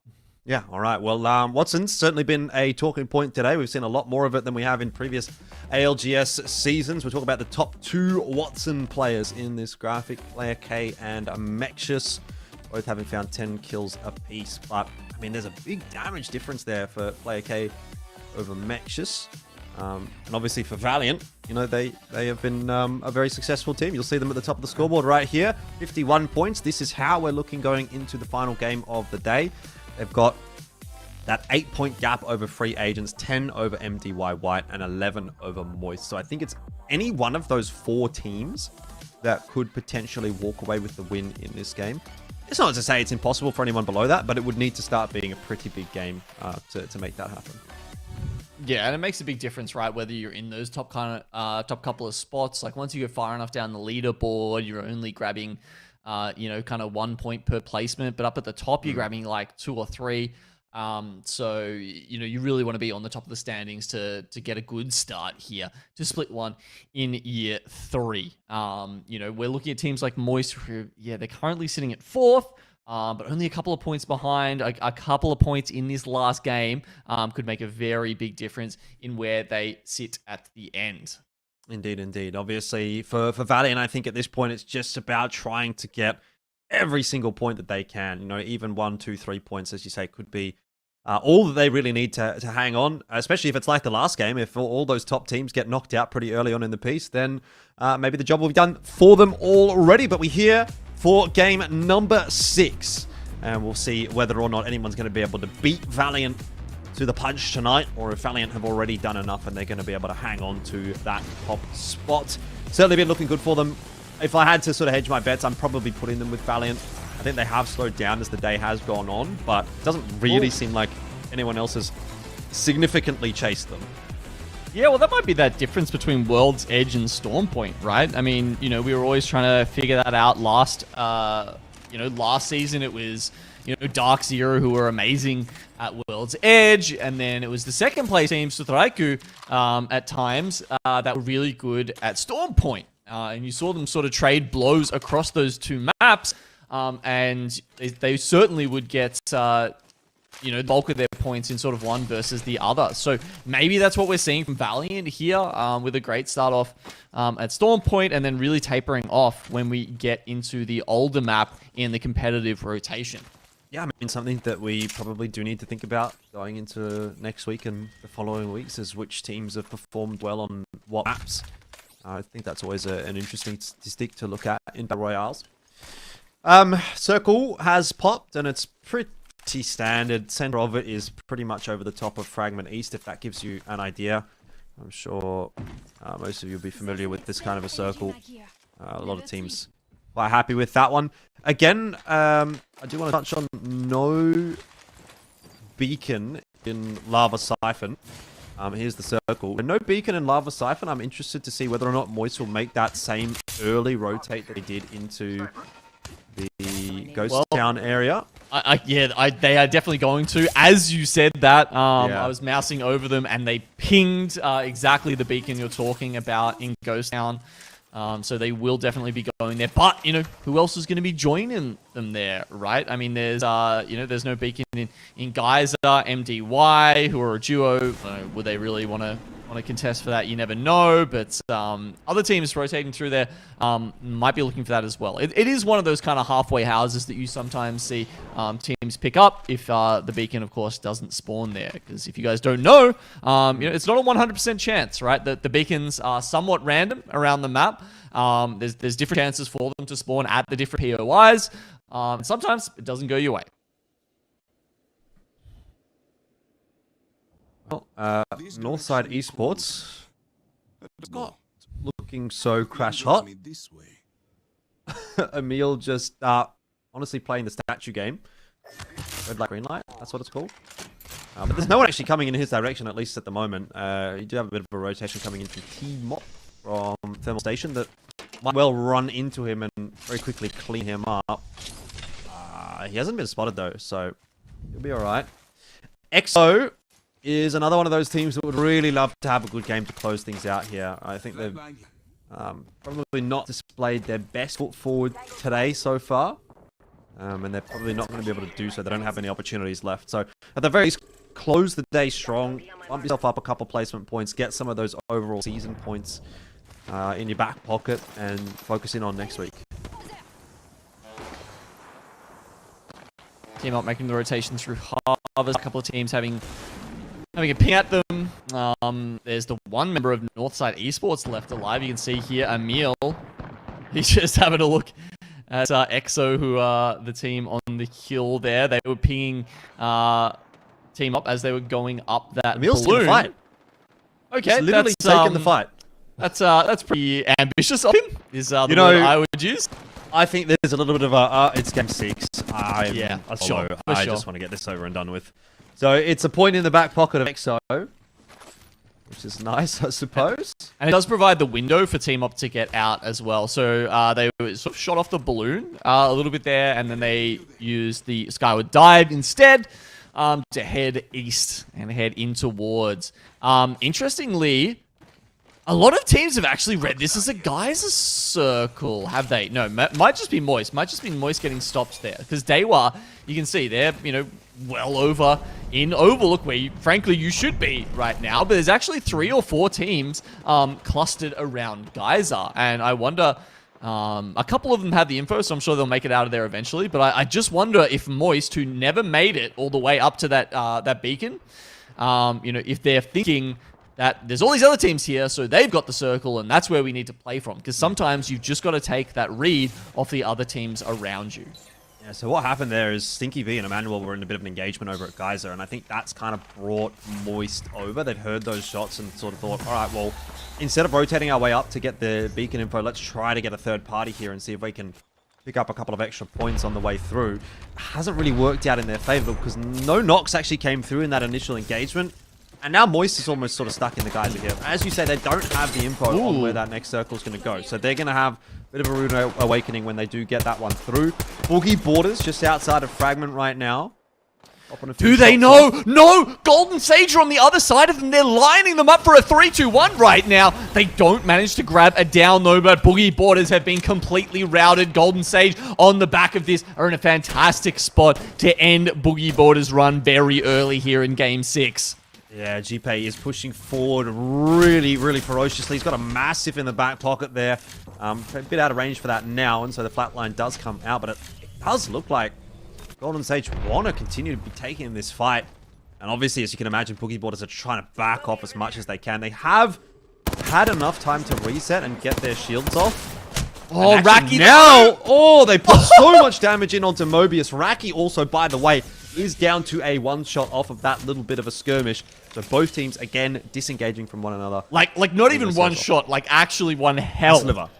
Because he was in the lava river, and the other teammates, they'd kind of made it to safety under the bridge, but he was so low that he had to just take that position and heal up, and then just has enough movement basically to get him out of that, and they can reset. Thankfully, of course, it was their defensive hero that was stuck alone, so not able to fortify the bridge immediately, but they do just make it out there. And I'm assuming that Golden Sage are probably going to still force that fight at some point. But we'll move back over to Moist Esports, who are still down near Geyser, as you can see. And they've got Emmanuel on one side of them, and they've got Duguplay on the other. It's probably not the spot you want to be getting stuck in a fight. They do have Skyward Dive available. I mean, it doesn't look like they're under too much pressure, but I'm just a little bit concerned about what this is going to mean for later on down the track. Homer Gerd does just get eliminated. That looks to be loss of Raki as well between Golden Sage and Boogie Borders. Boogie Borders did not get the banner yet. If they got the banner, if they were able to get the banner, there's so much territory out toward the western side of the map that they could find a res in. Yeah, they're well on their way away from it. I don't know that they're going to be going back. Yeah, Price is interested. He's thinking about it. He's got the heartbeat sensor. He's having a go. But you know, look, we'll keep you guys updated on that one. SRY, of course, one of the teams that was we talked about. You know, very good at placing highly, but not necessarily grabbing the kills. We've got the golden longbow. Again, it's the kind of gun that'll give you a lot of damage, but won't necessarily secure you the KP. They're actually setting up pretty early here in Ghost Town, and I mean, as far as where the ring is going to shift, just trying to see if we can get some info on that. Hard to get it because... Okay, it's going over towards Overlook. Yeah, it is. It is going away. So even the next ring after this one will completely cut out Ghost Town. So, look, they'll be okay there for a little while, but they will have to move. It's yeah, I think it's going to be once again Valiant. They're sitting in the same spot they were actually last time. It felt like a little bit unfortunate the way they kind of went out last time. We had the Overlook Circle, so perhaps they can learn from their mistakes this time. And then Truth Esports to the north of them. Hopefully this time they can keep up the all three of their members and have a bit of a more successful push. Yeah, I mean, the interesting thing about this circle in comparison to the last Overlook Circle we had was, at least in this case, it's a lot harder for teams to get zone info when they're already in Overlook. So they're not, I guess, 100% sure that this is where the zone is going to be going. They're making that educated guess, as opposed to the previous game where, for a couple of teams, they were able to scan that beacon at Overlook and really know that where they were going was the correct place to be. But it looks like most are, you know, reading the circle shift pretty well anyway. I mean, same kind of rotation coming in from Truth. It's, you know, interesting to note, like, they have that set rotation path for this kind of a zone where they come from Skyhook, go across the northern side of the map, and then come south from Climatizer. EXO making the same movement. And, I mean, I don't know if we can get footage of the map here, but Moist have made their way, well, or even just of Moist, because you can watch EXO making their rotation right now, but Moist are making a rotation through the tunnel up into Landslide, well out in the zone. So they've gone for a massive rotate back past Harvester, and they are now the team that is so far out of the zone that, you know, it almost beguiles belief that they've managed to get themselves in that position. It's very surprising. I mean, they're not even on the map here, right? They're further out to the left of that. Yeah, they're in Landslide. So they might eventually make their way up to Boogie Borders, or at least just Fragment East and do some crafting there. But yeah, we should note the Boogie Borders have managed to grab their, you know, extra man back. So they did finally grab that banner and use one of the beacons. It looks like they used the one at Construction to bring their third member back in. So they're currently doing their crafting, and I think actually this will work out pretty nicely for the ANZ teams in terms of, you know, they'll be able to craft and move on and probably leave that for Moist to make their way in. Yeah, I mean, you can just see Moist coming in there through the tunnel from Landslide into Fragment. I mean, they're still miles out of the zone. And I think they're probably kicking themselves once they start seeing these circles, because they, again, similar to the last game, could have just made that rotation into Ghost Town, gotten that beacon, and been pretty much set up on the exact same tower that they did play earlier on. Well, this is essentially why we were having a look at EXO there, because they've got their sights set on Dugu Play, who's on the edge of the zone. They're kind of gatekeeping. They must have some sort of idea that the craft is being used. Yeah, they are. They're actually pinging it out so that they know that there's teams using the crafter, but now they have to worry about behind them, as well as Stinky B up here, who are trying to hold that same position that was holding in the last Overlook Circle, but doing it much less successfully. Yeah, problem is for Moist, for Stinky B, they've done it a little bit too early there. There's still teams that can get the high ground over them, fire some shots in that direction, and they pretty much just get farmed up there.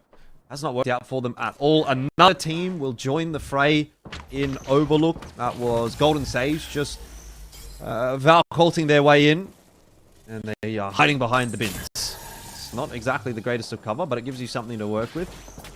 Let's see your ultimate down as well. Yeah, GQ's right on top of them, on the top of those silos. You can see they've got the crypto. So that's allowing them to get a lot of information as well as just pop the EMPs on top of that team. You can see they're getting pinged by MDY White as well, who are in one of the other buildings in Overlook just to their north. And then in the big rotunda, you've got free agents who are, of course, having a decent day and looking to, really capitalize and push themselves up even further here.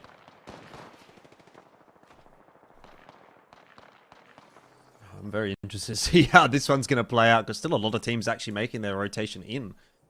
I mean, it's very busy in Overlook, but still got 16 teams. It's been a crazy, crazy day. Obviously, this meta really promoting a very different playstyle. Moist Esports, this is going to be a scary rotate, because Waltzy, MT, Jara, they're all tagged up in terms of the HP. Sure, they've got full shields, but this is not going to be fun. Landing very, very low. And instantly, you can hear some shots headed in their direction. EXO are right behind them, hot on their heels.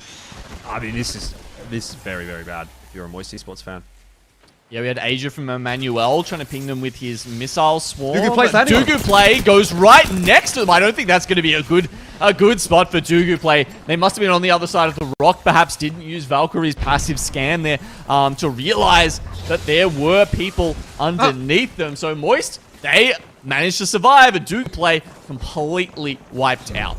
Most of those kills, though, do go over the way of EXO, who lost a player in that meanwhile. Dexter on the floor getting res at the moment. That actually probably is good news for Moist that EXO's not pushing their way in, because they have got other problems to deal with. You can see Emmanuel on the opposite side of this engagement, and Moist have no flesh heals really to play with at all. Waltzy has been on that amount of HP for pretty much this entire fight. MT, Jaro, they haven't gone up either, so they've run out of syringes. They've run out of medkits. They may be able to get some off the boxes that Dugu Play presented. They did get another down onto EXO, but it doesn't look like they're going to push it. They keep pinging it. But I guess they're a little bit too worried about Emmanuel on the other side. You can see Dexter having to use a Phoenix kit currently. Okay. Yeah, this is a really interesting fight, because all these teams are, I feel like, under a lot of pressure. Moist because they've got no meds. EXO because they're on the outside edge of this ring. And the same can kind of be said for Emmanuel, who probably are feeling a little bit less of that pressure than the other two. But now some shots starting to go back into A-Flow. You could see there from EXO. So it's still not looking too much fun for any of those teams on the southern side of the map. Not to mention the ring's pulled north. Yeah, they really need to get out of there as soon as they can. The Valkyrie ultimate's going to need to be used, but I don't know if there's going to be any fantastic spots to use them from. I guess, that's one of the other things that changes with no Gibraltars in the lobby, right? Is that you don't have the bubble upon landing. So you have to be a lot more precise, a lot more safe, really, with your Valkyrie ultimates.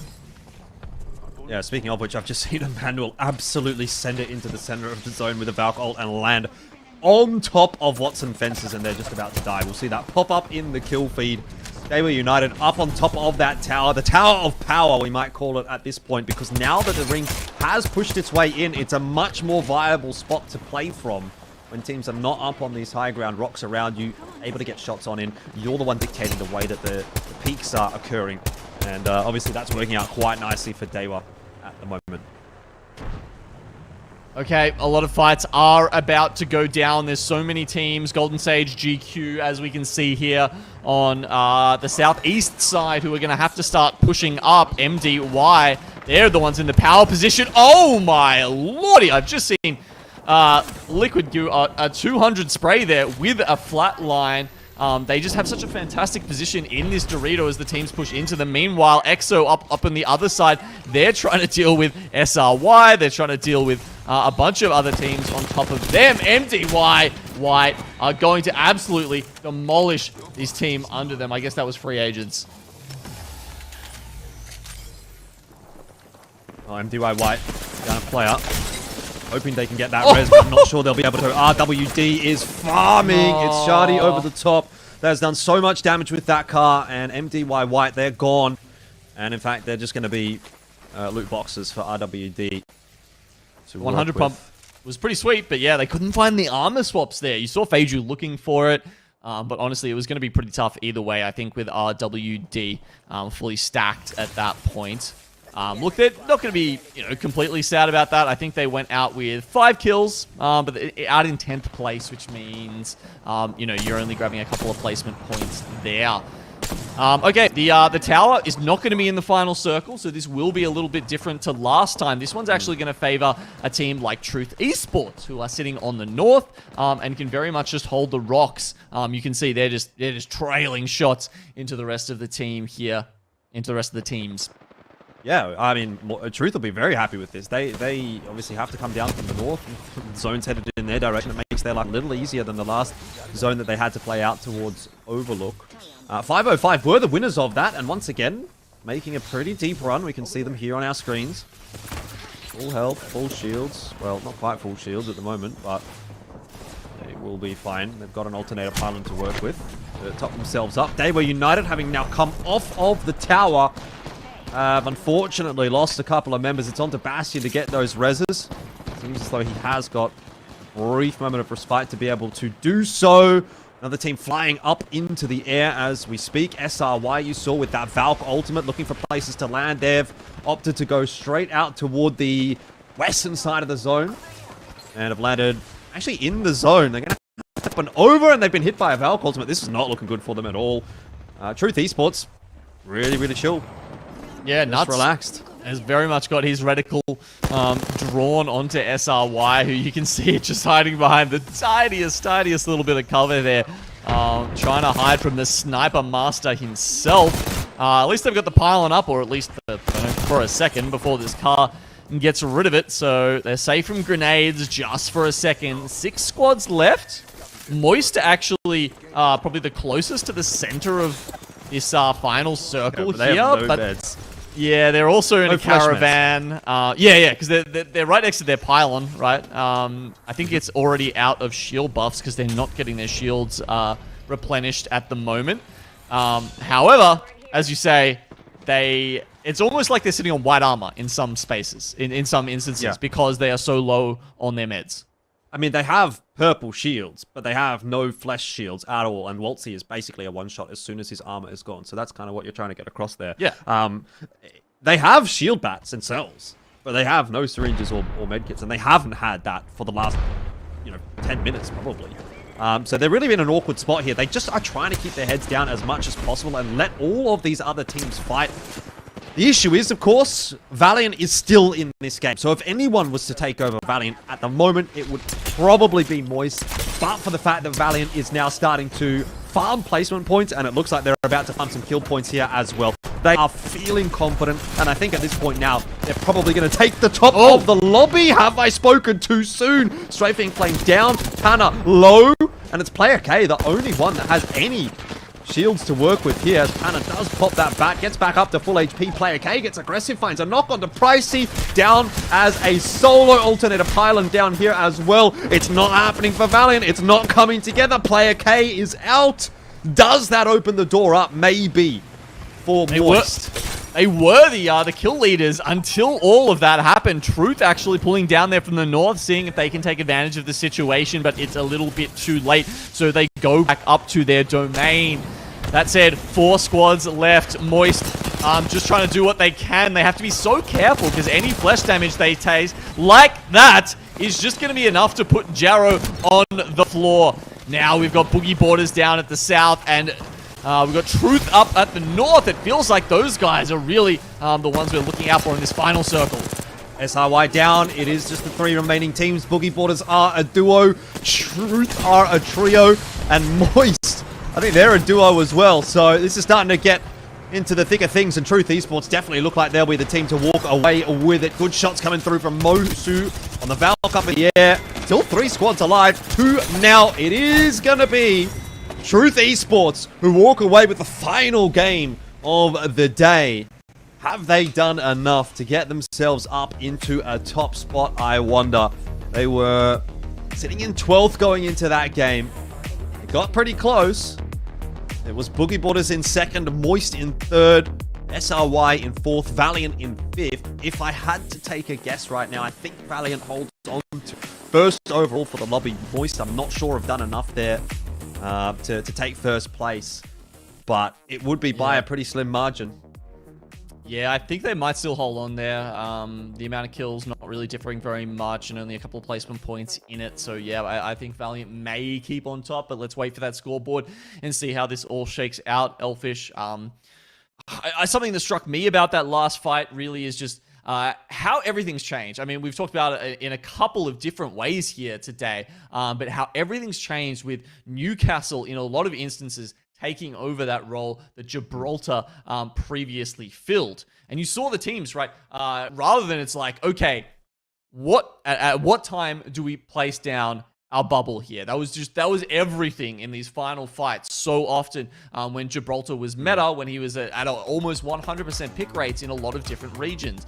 Rather than that, now it's all about the Newcastle shield, right? You see the teams just huddling together, filing in almost single file, coming in behind those Newcastle shields, and that's the completely different dynamic. So it's not like you have this window of invulnerability anymore. It's like you're just coming in, you've got a tiny bit of cover, like you probably can't save your Newcastle wall till right at the last moment. Maybe if you're lucky, it's more about his tactical there. And it really changes how those last fights play out.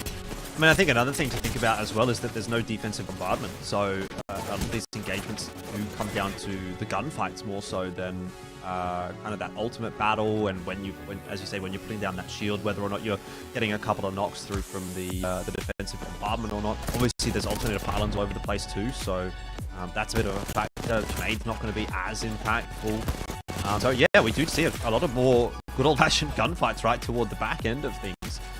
I mean, this was a bit unfortunate for Valiant, the way that this fight ended up playing out, because it looked like it was going to go so well for them, but Strafing Flame went down really early on in the engagement, and they never really recovered from that one. Ultimately, Truth, I felt, walked away with a pretty comfortable one in the end. Longbow coming out there from Nutsuru-sama at close range onto Raki, right in the dying stages of that engagement.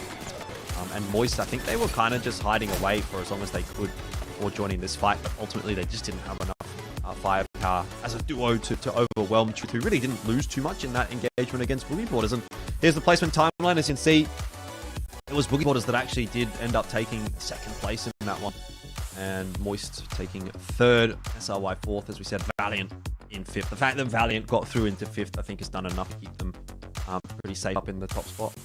Yeah, and I think it was kills for them as well. So, you know, a really solid finish off to the day, considering it really was that first game that put them on our radars in the position to take out our first series here in ALGS Year 3. I mean, obviously that's a good start, definitely, but there are still many more weeks yet to play, so we do have to, wait and see how that's going to play out. But at least for today, we have the scores ready to go for day number 1 of ALGS Pro League for APAC South, and they will show us that Valiant tops the board by 9 points. Moist Esports did manage to snake their way into second. MDY White falling out of that position, didn't have a great final game. Boogie Boarders fourth. Truth Esports jump up into fifth for the top 5. Off the back of that really big win at the end there. And I think the team that's probably most disappointed by how today has actually ended up going has been Free Agents, because they were toward the top end for the vast majority, but they have unfortunately dropped all the way down to 6th in the last couple of games. Yeah, so rough when you're sitting at 46 and you got 47, 48, 48 above you. That's kind of tough. But yeah, look, mad props to Moist Esports coming in at second there. They were kind of struggling throughout the day. Well, I say maybe just like struggling in comparison to our expectations of them. And I did see right at the end in the lobby chat there, Jaro was saying they got 2 out of 10 beacon spawns throughout the day. We were talking a little bit about the RNG of the beacons. So obviously that not going their way. But if that's like a worst case scenario for them, and they're still coming in second, in one of probably the strongest lobbies we're going to see throughout Split 1, that's a very good sign for them. Yeah, definitely. I mean, I think they've obviously put their name on the board. Boogie Boarders as well is probably the one that I want to be talking about as well. Top 4 finish for them. I think that's pretty damn solid. So, look, let's have a look and see how things have obviously shaped up. For me, a pretty good day. It gives us a pretty good idea of how things have sort of gone. And I think there hasn't been too many huge surprises. Maybe EXO didn't perform the way that we would have liked to have seen from them. I will say, obviously, you know, it should be pretty obvious, but half the teams here have not played a game yet. From Dreamfire onwards, oh, sorry, not half the teams, actually, a third of the teams have not played a game. But there are a lot of teams that have 0 points that have not played a game. So, you know, we kind of have to wait until we get a little bit deeper into the season before we're going to get a really accurate representation of where teams are sitting. But I think looking at this, you know, obviously Valiant, we know these are really impressive players, seen them before. Moist have done really well for themselves. Boogie Borders, we had high expectations. Truth Esports, definitely as well. MDY, there's always going to be a discussion around them. So a lot of the teams that we, you know, have seen in the past, have performed well in the past, have been in and amongst it, have kind of performed today, which has been pretty good to see.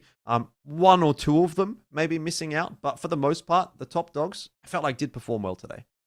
Yeah, and I guess another thing that's a little bit different to the previous years, Elfish, that's going to affect you know, how we see these teams play out throughout the season, is that it's now a triple round robin with the 3 groups rather than a double round robin, right? So all of these groups are going to be playing each other 3 times. So we're going to see this AB matchup 3 times rather than 2 throughout the season, which means you know, there's more repetition. We're seeing these teams, you know, play out these landing spots. You know, the situations where Strafing Flame is, you know, picking a weird spot north of Command Center to try and land. That kind of stuff is ironed out a lot sooner, and you would expect the better teams to take more advantage of that and really, you know, start to streak ahead of the pack as we go further throughout the season. Yeah, definitely. I mean, there's obviously not going to be maybe one team really running away with a huge amount of points. Again, you know, we have to bring up the fact that Dark Zero is not in this lobby anymore. And they traditionally were a team that really soaked up a lot of points. So perhaps that's why you're seeing a lot of these games feel a little bit closer. I mean, even getting down into the middle of the pack, there would probably be an argument to be made that any of those teams could have had a really big game to finish things off and, you know, still take first in that lobby. We saw what a difference it could make for Truth. They went from 12th to 5th in one game. So there's a lot more points, it feels like, kind of on offer in terms of each lobby, but then obviously for the season as a whole as well, maybe there's a little bit more points and it's going to be a little bit tighter toward the back end of things as well. So does it make it easier? Does it make it harder? I'm not sure necessarily to sort of qualify through. But it is good to see that we've got a fairly competitive lobby off the start of the season. Whether or not that's going to continue, we have to wait and see. I'm kind of still keen to see maybe what Dreamfire can bring to the table. I think they're definitely going to be a big sort of talking point because we didn't really get to see them at Split 2 playoffs. Didn't really get to see them at Champs because they had the substitution stuff as well involved. So it'll be a nice return to form for them here in Split 1 of 2022-2023. But end of the day for us, unfortunately only a half day. Anything you want to say before we go, Gino? Look, it's amazing to be back. You know, please guys go and check out our socials. Go follow us on Twitter at GG Longshot. Make sure you're following here on Twitch, where we'll be casting at the same time every week. Of course, yeah, as you said, this is a half day, so going on from here, it'll be you know, it'll be another 4 hours of broadcast every week, which is going to be epic as we see these games play out. Yeah, look, apart from that, I hope you guys are enjoying the show. I hope you guys are glad ALGS is back, man. It's been a long off season, and I'm certainly enjoying being back in the hot seat, as I'm sure our top players in this region are. All right, well, that pretty much wraps us up for today. Thank you very much for watching. Do tune in next week when we'll be back for more APAC South. This has been the ALGS Pro League. We'll see you next time.